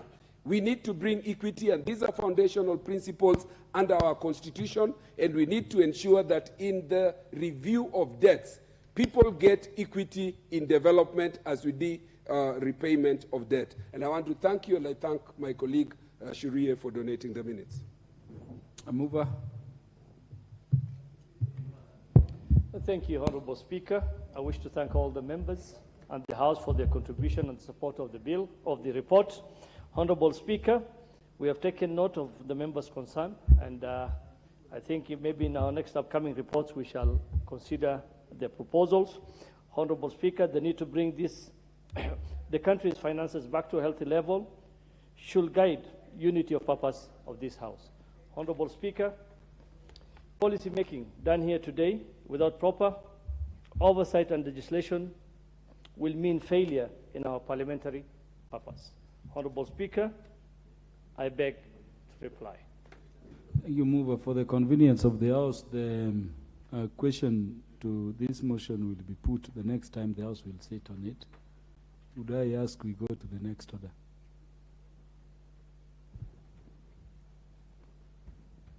Order number 9, motion, report on the consideration of the draft Salaries and Remuneration Commission, Remuneration and Benefits of State and Other Public Officers Regulations 2022. Chair Committee on Delegated Legislation, the Honorable Samuel Chepkonga. Thank you, Mr. Speaker. Mr. Speaker, I rise to move that this House adopts the report of the Committee on Delegated Legislation on its consideration of the draft Salaries and Remuneration Commission, Remuneration and Benefits of State and Other Public Officers Regulations 2022, laid on the table of the House on Wednesday, 8th March 2023, and pursuant to the provisions of Section 26(2) of the Salaries and Remuneration Commission Act 2011, rejects the draft Salaries and Remuneration Commission Remuneration and Benefits of State and Other Public Officers Regulation 2022.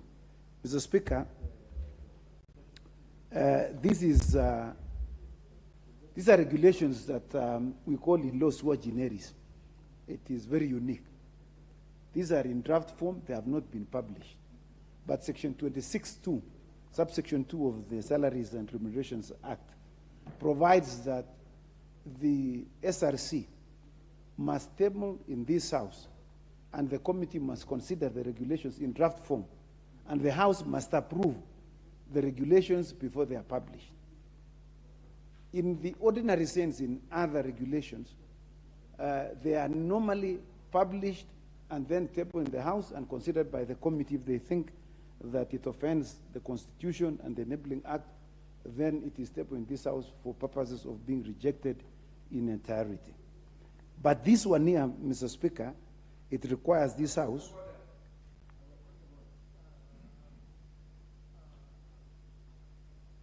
Mr. Speaker, you know when people shout in the House, then you don't know.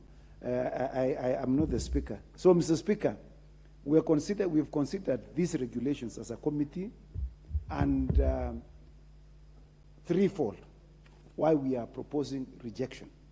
First, the regulations purport to extend their mandate of the SRC, contrary to the Constitution and the enabling statute. Two, it purports to usurp other institutions and bodies of their statutory powers and mandate.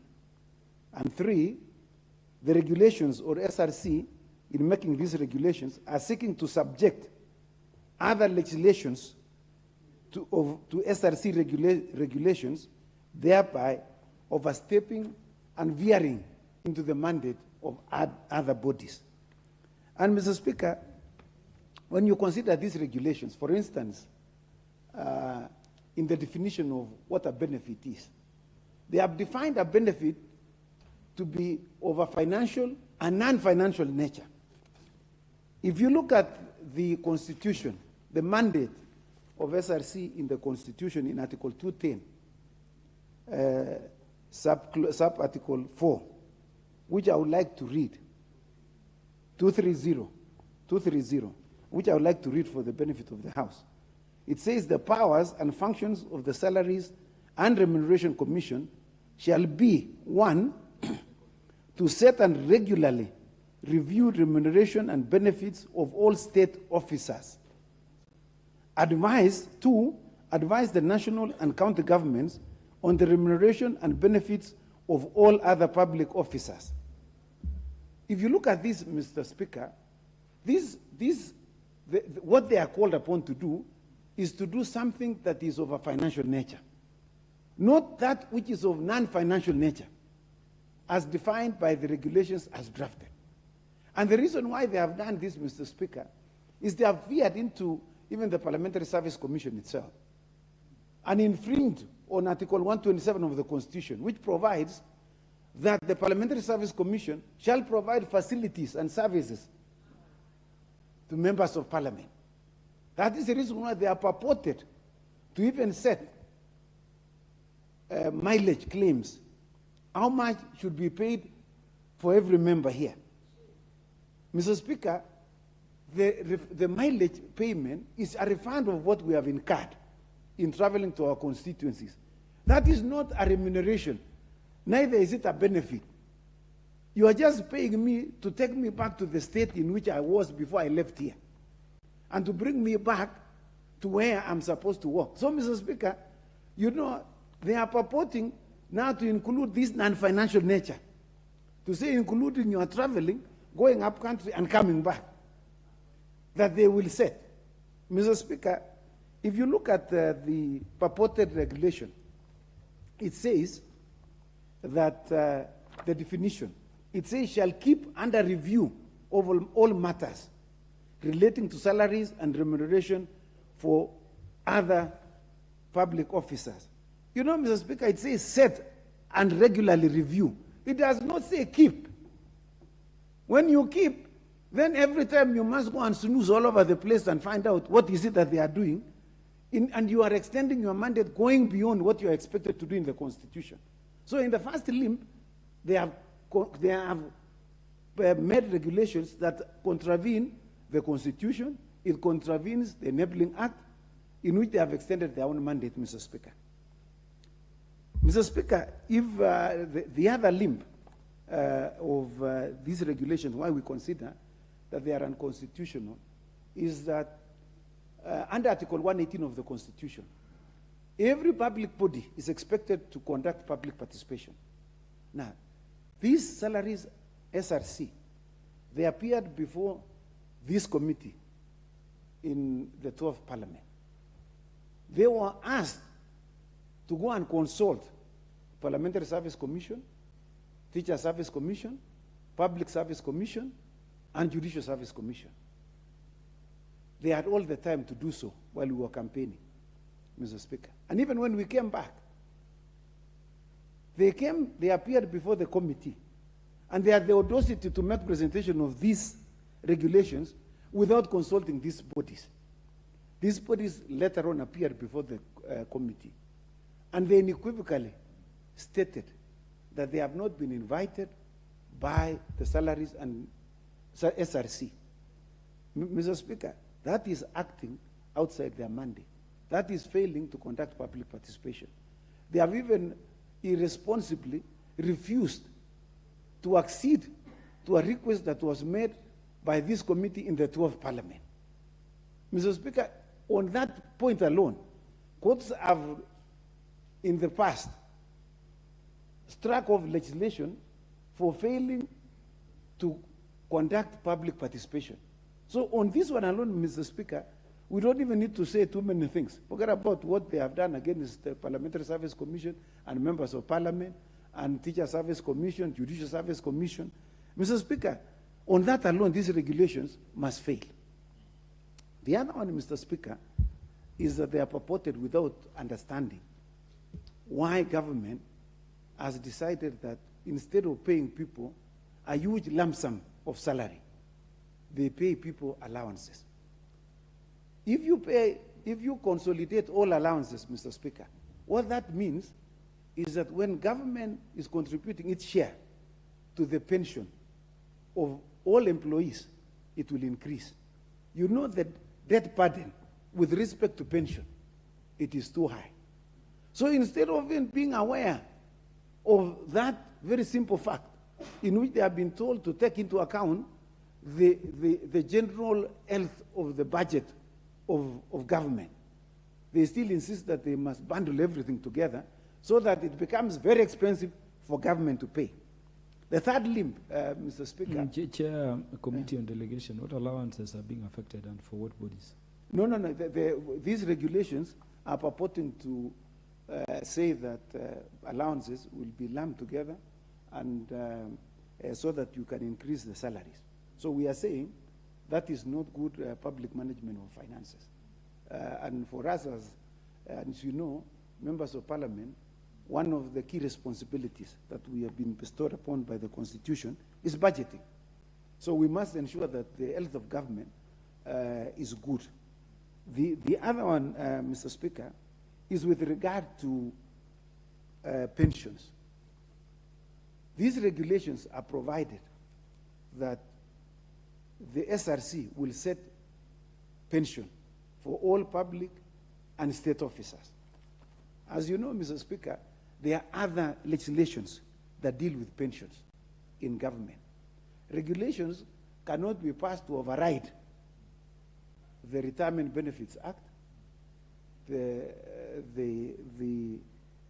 superannuation fund, and all others that. that exist, Mr. Speaker. How many more minutes do you need? Mr. Speaker, I thought I have 5 minutes. In fact, I'm told you're speaking for 20 minutes, so you're still within time. Yes. The systems were lying to me that your time was getting up. Yes, I take thought all your time, because this is very important. Thank you, In Mr. fact, Speaker. the reason Honorable Watch was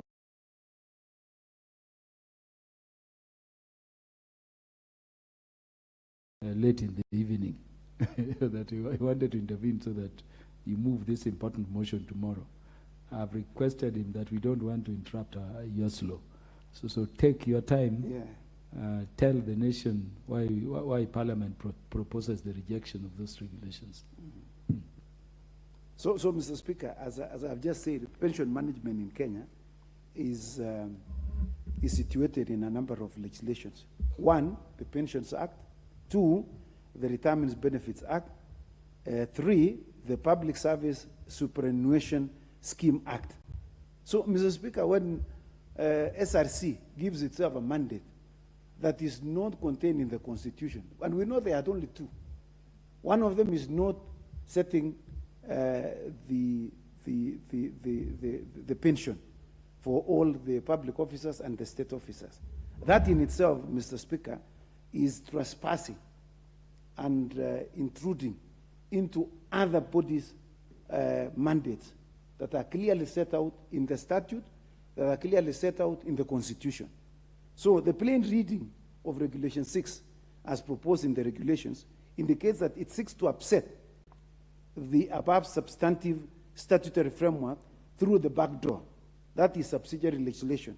As a cardinal principle of law, which we have amplified here in above, regulations cannot amend substantive provisions of the law. And so that purported attempt by SRC must be rejected. We must not give room to SRC to meddle in other legislations and mandates that have been granted by the Constitution to other bodies.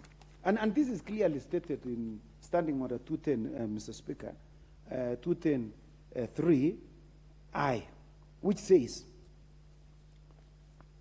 if a regulatory instrument appears to make unusual or unexpected use of powers conferred by the Constitution and the Act, those regulations must be rejected.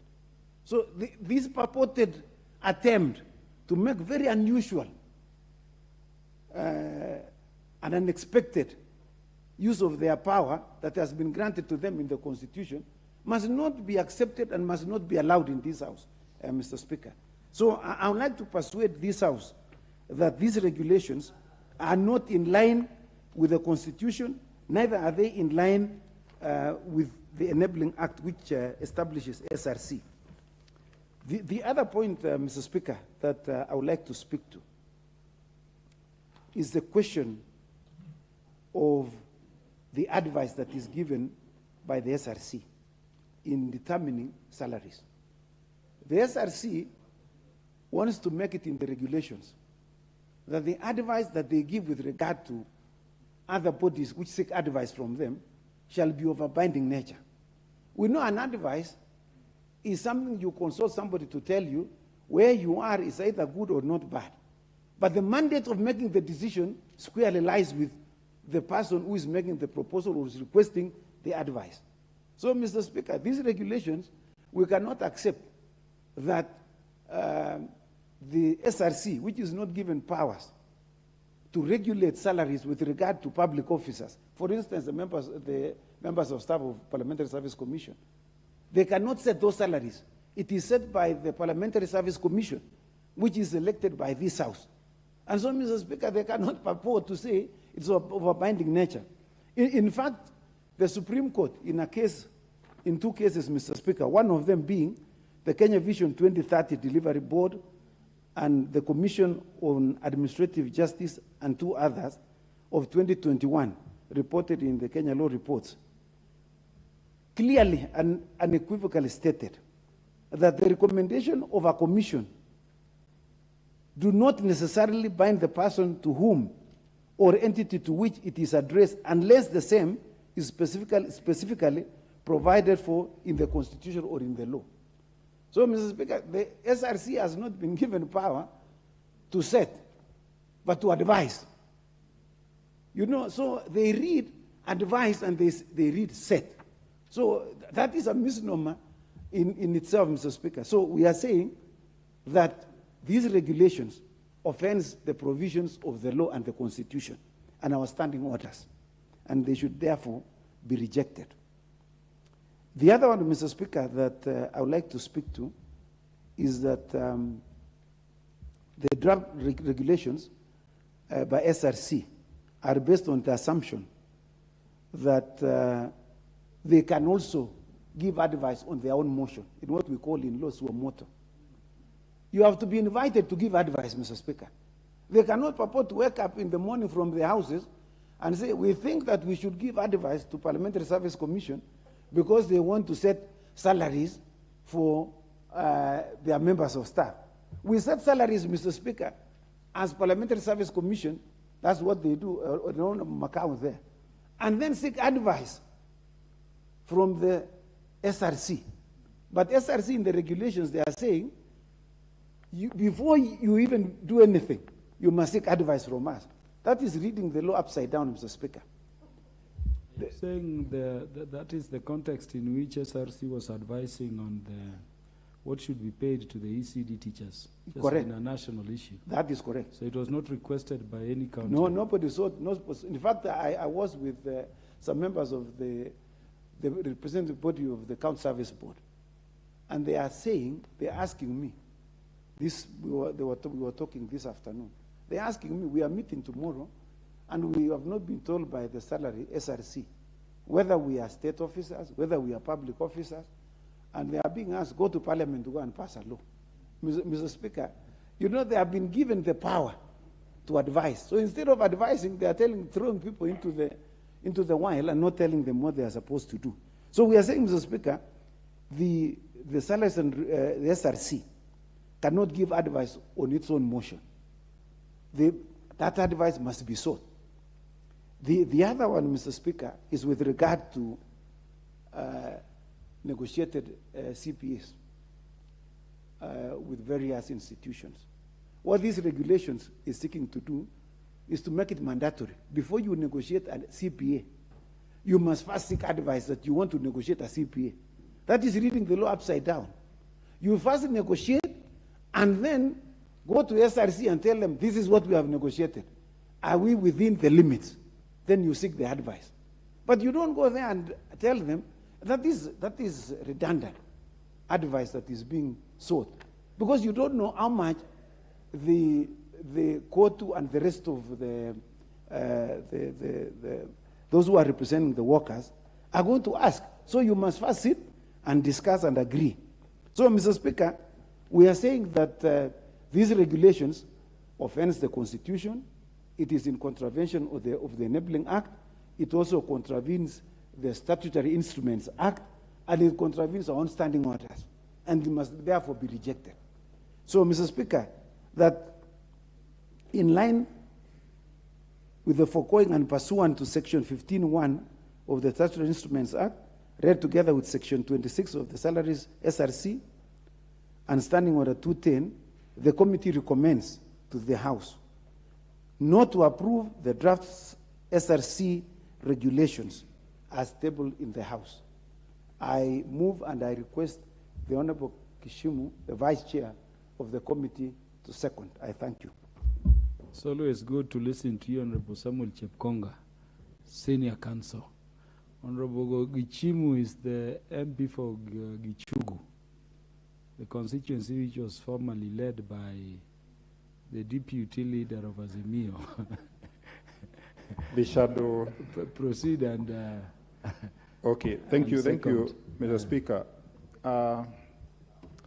Speaker, my chairman has ably canvassed virtually all the points that the committee came up with after considering the SRC draft regulations.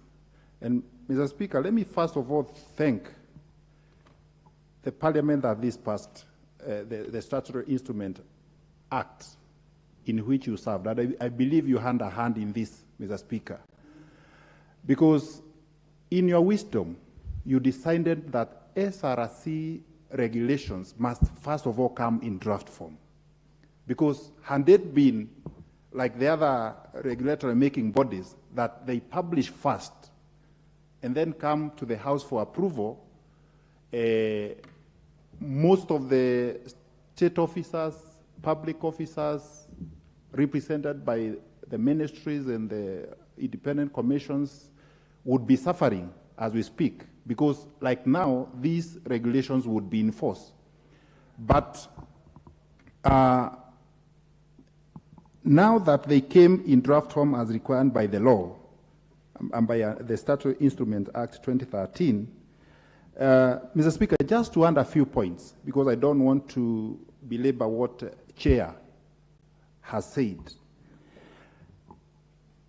SRC is established under Article 230 of the Constitution.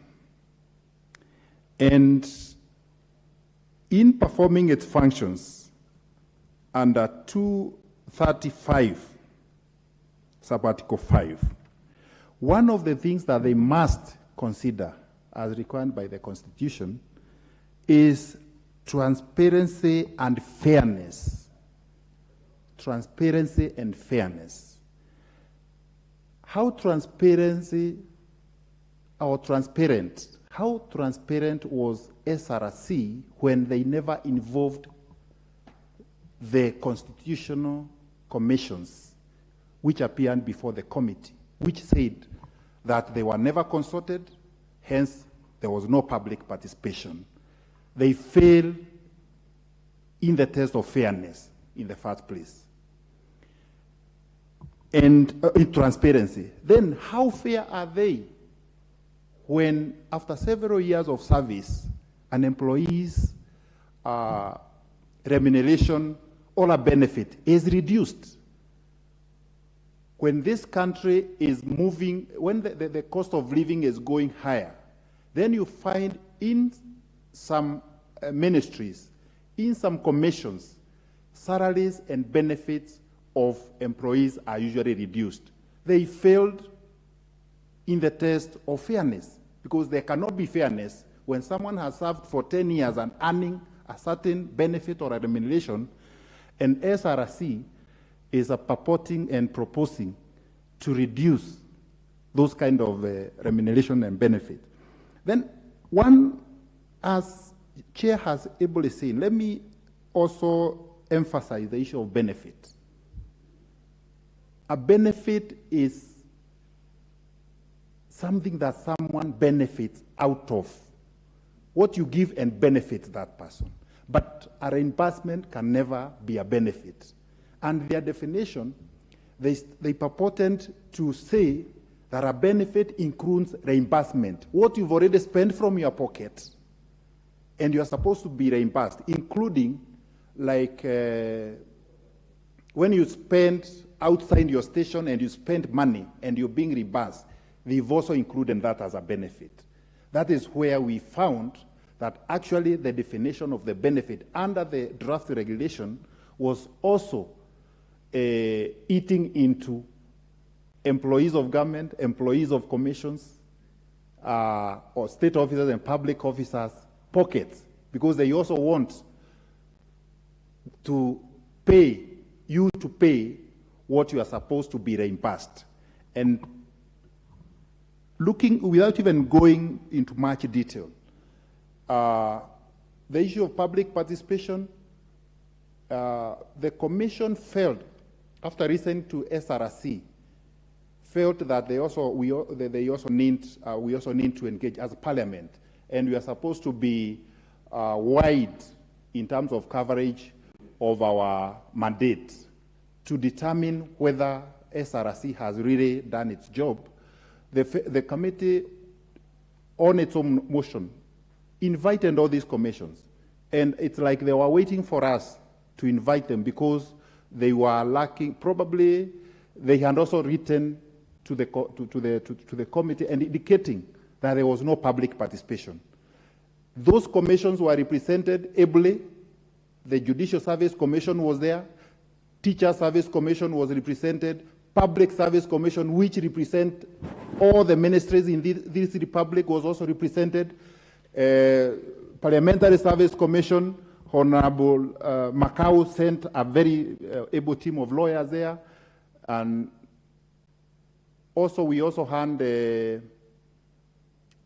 I think there were about 5 commissions represented, constitutional commissions. So it means that in this game, SRC are on their own.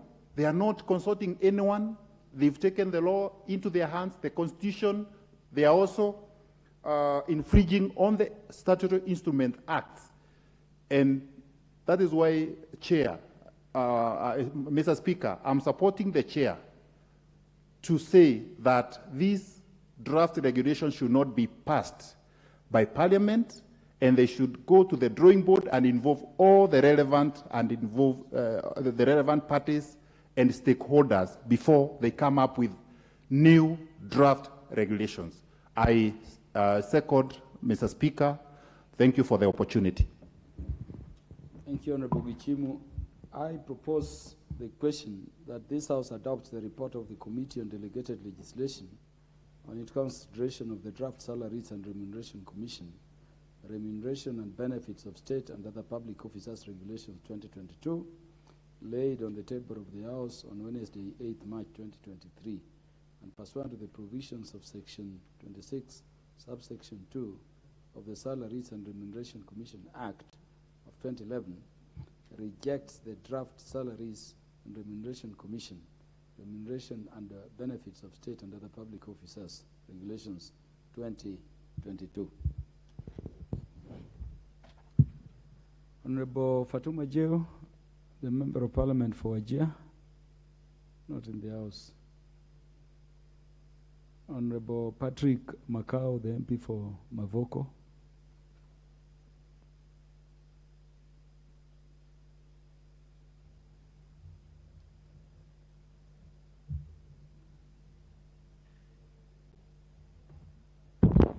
Thank you, Mr. Chairman. Mr. Chairman, I've listened to the Chair and this report. Thank you, Mr. Speaker. Sorry. Mr. Speaker, from where I sit, I may seek your advice on the borders of conflict of interest from where I sit in my contribution. Mr. Chair, since I'm a consumer of the same report, and I'm in support of it, Mr. Speaker.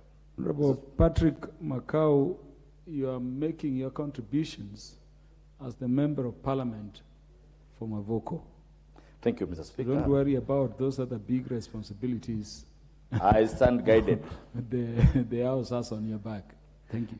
Proceed. Mr. Speaker, I agree this report in totality that we annul these regulations. Mr. Speaker, SRC has put itself to a status of a prefect of all commissions of civil servants of this country. Mr. Speaker, the Chair put it very clearly, the mandate of SRC. But they've gone ahead, Mr. Speaker. They cannot even define what's a benefit, what's a salary. And more so, Mr. Speaker, it's so sad when a commission, which is set up to facilitate its members, when they give benefits to their staff, SRC comes in purporting that they're the prefect of the same, go ahead without even consulting, issue directives on how employers should pay their employees. In this case, Mr. Speaker, yes, this House has the power to legislate. And I have been advocating that we must maintain the dignity of this House, Mr. Speaker, because if we joke, such busybodies will be issuing regulations, will be legislating from their benches, will be legislating from their boardrooms. Mr. Speaker, I want to congratulate the chairman and his committee for sitting down for long hours. I can see the volume of this report. Mr. Speaker, when you look at the regulations that have been established without the authority of this House are so many, yet they are being made effective. Mr. Speaker, it's high time this House rose and claimed their position in terms of legislation. So, Mr. Speaker, yes, I agree, there was no public participation. This has been ongoing. SRC has been punishing other commissions of the same standing in counties and in the national government. So, Mr. Speaker, without much ado, because I can see time is not with us, and I know members are willing to contribute the same, I support this report. Mr. Chairman, let's nullify all these regulations and let SRC come to their senses, include everybody, do public participations so that we can express our wishes on how we want to treat our employees. For example, Chairman, we have proposals. We have proposals as commission of if a member has been serving 1, 2, 3, 4 terms. Mr. Speaker, if you are lucky to come back here, you should not be earning the same as a new member. Mr. Speaker, if those are the plans of PSC, then nobody else should pretend that they can advise better than that. So, Mr. Chairman, Mr. Speaker, I thank you, and Chairman, we support you in this and your committee. Thank you very much. Is Honorable Kombe, the MP for Magarini, seeking to speak to this motion? Not today. Honorable Fatuma, the MP for Migori County, seeking to speak now or tomorrow? Certainly not today. Honorable Waitan, proceed. Thank you, Mr. Speaker. I'm not going to make much contributions, but mine is to, echo what my colleagues have said about SRC. SRC seemed to be a rock commission. It has proved to be rock to all the organizations, including National Assembly and the Senate. I think we need to reject these proposals they brought in front of the House so that they can, their powers can be even reduced so that they come to the level of other commissions. Because what we have seen is that, as clearly put by my colleagues, they have now adopted the behavior of, becoming a prefect of all other commissions. I therefore support the chairman for rejecting these proposals. Thank you. The Honorable Dr. James Nyikal, MP for Seme. Chair, thank you, but I know the time is limited. But I'll start by saying, Mr. Speaker, if an organization seeks to extend its mandate through the regulations and extending into other laws, Mr. Speaker, it either means that organization is not necessary, because anytime it attempts to work, it finds itself infringing on other laws. So it means the work it's doing is being done by other bodies. Mr. Speaker, we have also been said that at the same time, every time it starts to do something, it finds that it is infringing into the mandates of existing institutions like Parliamentary Service Commission, Public Service Commission, Teacher Service. Again, Mr. Speaker, we'll ask ourselves, do we need that organization, or do we need to go and revise the laws for the other institutions? So this is actually an extremely important matter.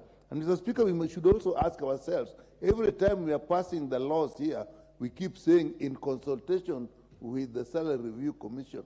Maybe to some extent, we have extended so that it starts to think it can actually encroach, advise, and on other laws and other institutions.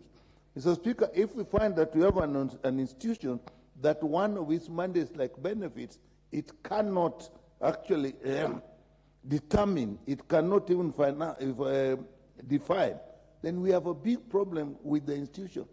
So I'm seeing well beyond just these regulations, but actually the mandate, the functions, and the need for having salary review commission. So, Speaker, if in benefits they're including under non-financial reimbursement, reimbursement is something that you have actually utilized. You are just recovering your money back. Mr. Speaker, if at the same time it is including cover for expenses, like if you're going on a trip and you are getting funds to cover the expenses that when you are there, it wants to control that. That is not beyond it, because that depends on where you are going and the expenses in that place. Mr. Speaker, if you find that it seeks to get regulations and it fails completely to have public participation and involve other institutions, like in this case, Public Service Commission, Parliamentary Service Commission, Teacher Service Commission, then we have a major problem. Mr. Speaker, if it cannot see the rationale for allowances in the Public Service Commission, what the allowances found, or example, the allowances means you can increase people's income without actually increasing the pension load that the country will have. How can we have an institution like that? If it cannot understand why you have allowances, like I know they have a problem in this issue with the health sector. If you are non-practice allowance, even in other institutions, what are people being compensated for? They want to remove that without actually even compounding it. Because if it compounds it, that will increase the pension. If it removes it, you're reducing the salaries. How can that go on? If you are talking risk allowances, there are jobs where the risk, there's people in the security, like even health people that are actually taking care of seriously infectious diseases.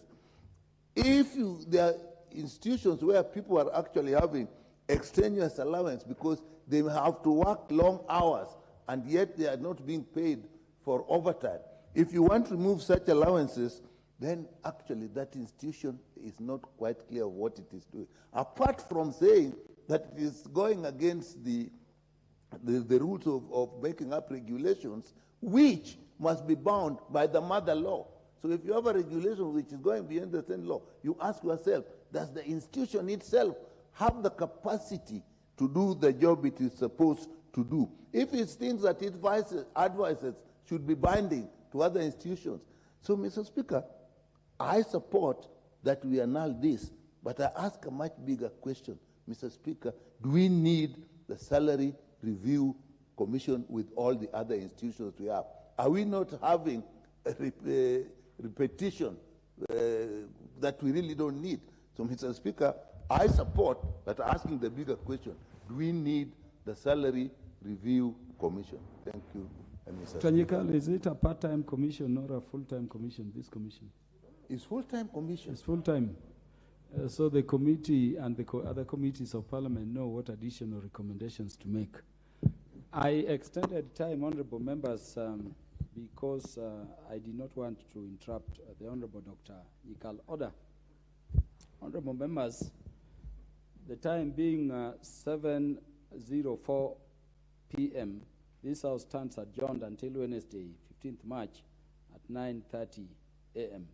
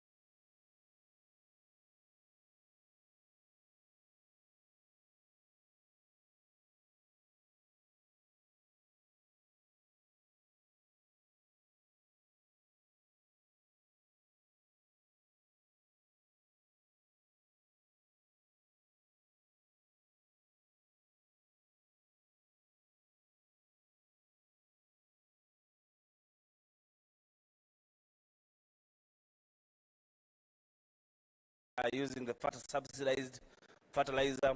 We also need to find out the measures that the government is putting in place to ensure that the fertilizer does not go into waste. Because in my county of Taita Taveta, when we plant, we don't harvest, even when there is rain. Why? Because of human-wildlife conflict. So we want to see that working together of Minister of Agriculture with Minister of Tourism and KWS to ensure that if you want to mitigate on food security, then we also need to ensure that our farmers harvest the food that they plant. Our farmers are very hardworking, but when they plant, they don't harvest because their food is eaten by elephants, their food is eaten by monkeys, their food is eaten by baboons, so we're not harvesting. So we need to see all that program, how that program would work of fertilizers or providing fertilizers, which is subsidized, but also ensuring that the animals don't destroy the foods. I thank you, Mr. Speaker. Senator Wafula.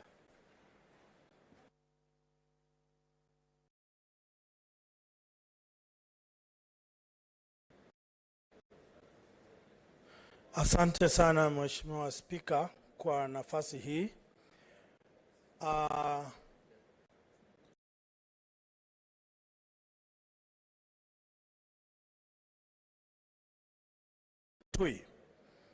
Na baadhi ya maswali ambayo mwenzangu Spika ameuliza ndio maswali ya wakulima wa ndengu walikuwa wanauliza kwamba ni mbolea mifuko ngapi imeletwa maeneo hayo na ni vigezo vipi walitumia kuwapa wakulima mbolea hii. Hii ni kusema kwamba katika kumbukumbu na vitabu vya wataalamu wa kilimo, ekari moja ya shamba iwapo ni la mahindi huhitaji magunia kadhaa ya mbolea. Haya ambayo wataalamu husema yameafikiwa na idara ya kilimo ama ni mbolea ambayo imekuwa inapeanwa tu kwa minajili ya kukimu kiu cha wakulima nchini Kenya. Hoja ya pili, ningependa kujua kuna maeneo ya magala nchini humu ambamo serikali imeagiza mbolea kupelekwa. Wakulima wanapochukua mbolea hii wanaitishwa pesa ama hawaitishwi pesa? Kwa sababu nimekuwa nazungumza na mkulima mmoja kutoka eneo bunge la Bumula ambamo ameenda kuchukua mbolea kwa pesa zilizostahili, lakini akaambiwa kwa sababu ya kuhifadhi gunia lake la mbolea lazima apeane shilingi 85. Sasa iwapo wakulima maskini watakuwa wanaitishwa pesa kidogo kidogo kama hii, itaweza kuafiki malengo ya serikali? Jambo la tatu ambalo vile vile ningependa kuuliza serikali, kwa sababu kuna maeneo nchini humu ambamo inajulikana fika kwamba ni vikapu vya chakula nchini Kenya. Ni magunia mangapi ya mbolea yamefika maeneo haya? Kwa mfano Trans Nzoia, Bungoma, Uasin Gishu, Kakamega, Kisii, maeneo ambayo tunajua mahindi na vyakula vinatoka, vyakula vile vya kushika tumbo, sio vyakula vya mzaa tu kupoteza muda.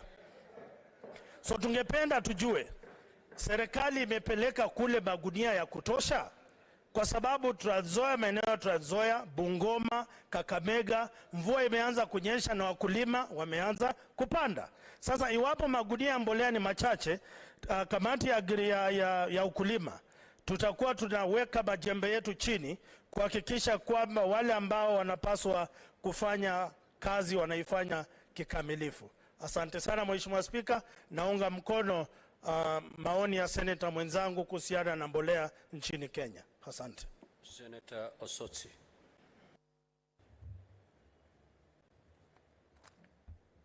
Thank you. Thank you, Mr. Speaker. Mr. Speaker, I rise pursuant to standing order. Senator, you had queued here to contribute to this statement. That's why I picked your name. I was waiting for my I will statement. call you for your statement then. Just yield, I'll call you to make your request. Okay. Senator Boni.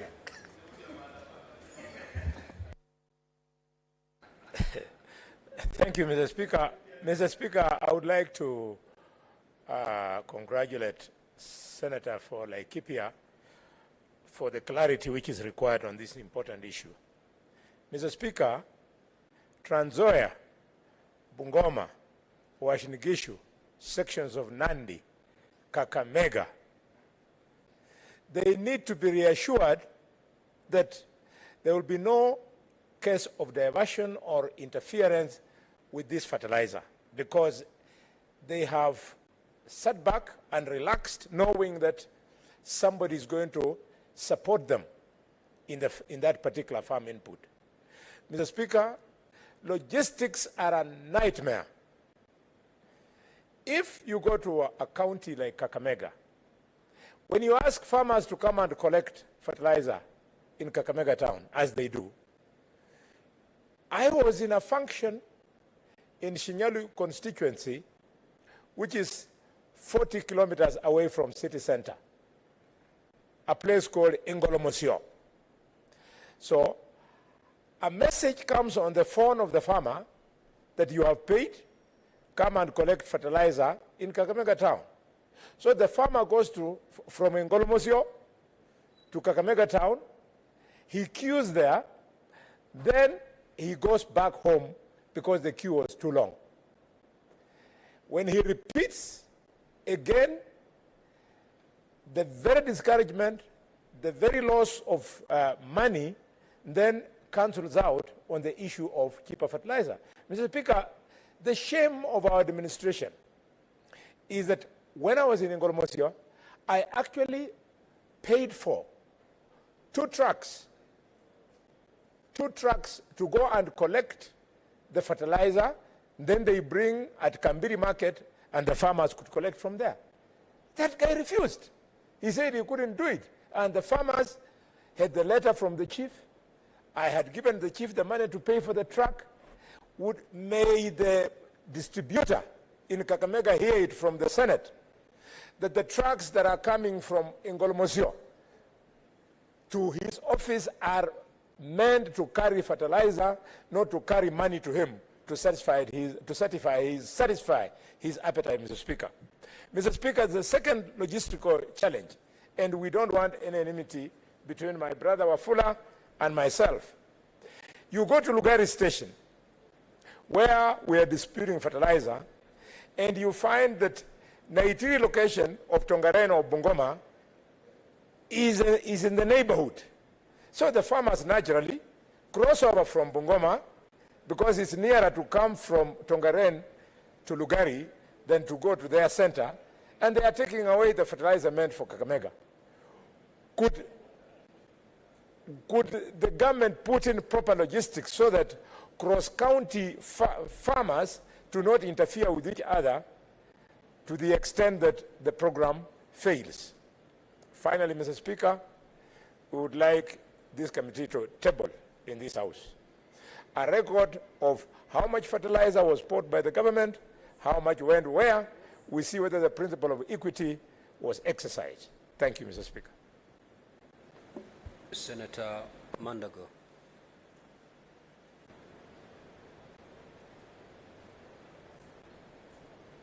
Senator Oburu Odinga.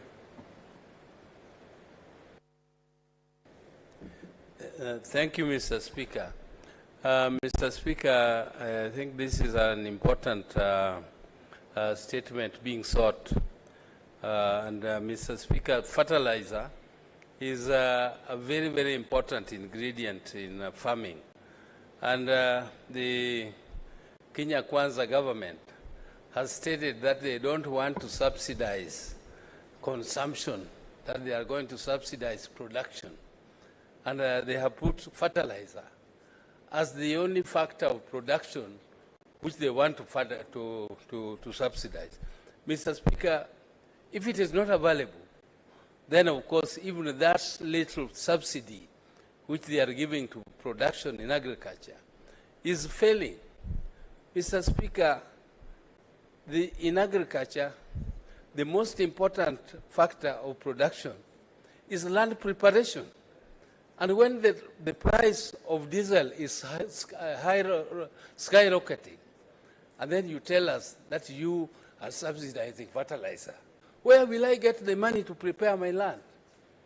Mr. Speaker, Again, when you say you are subsidizing fertilizer, and you are again not providing cheap seeds, the seeds are very expensive.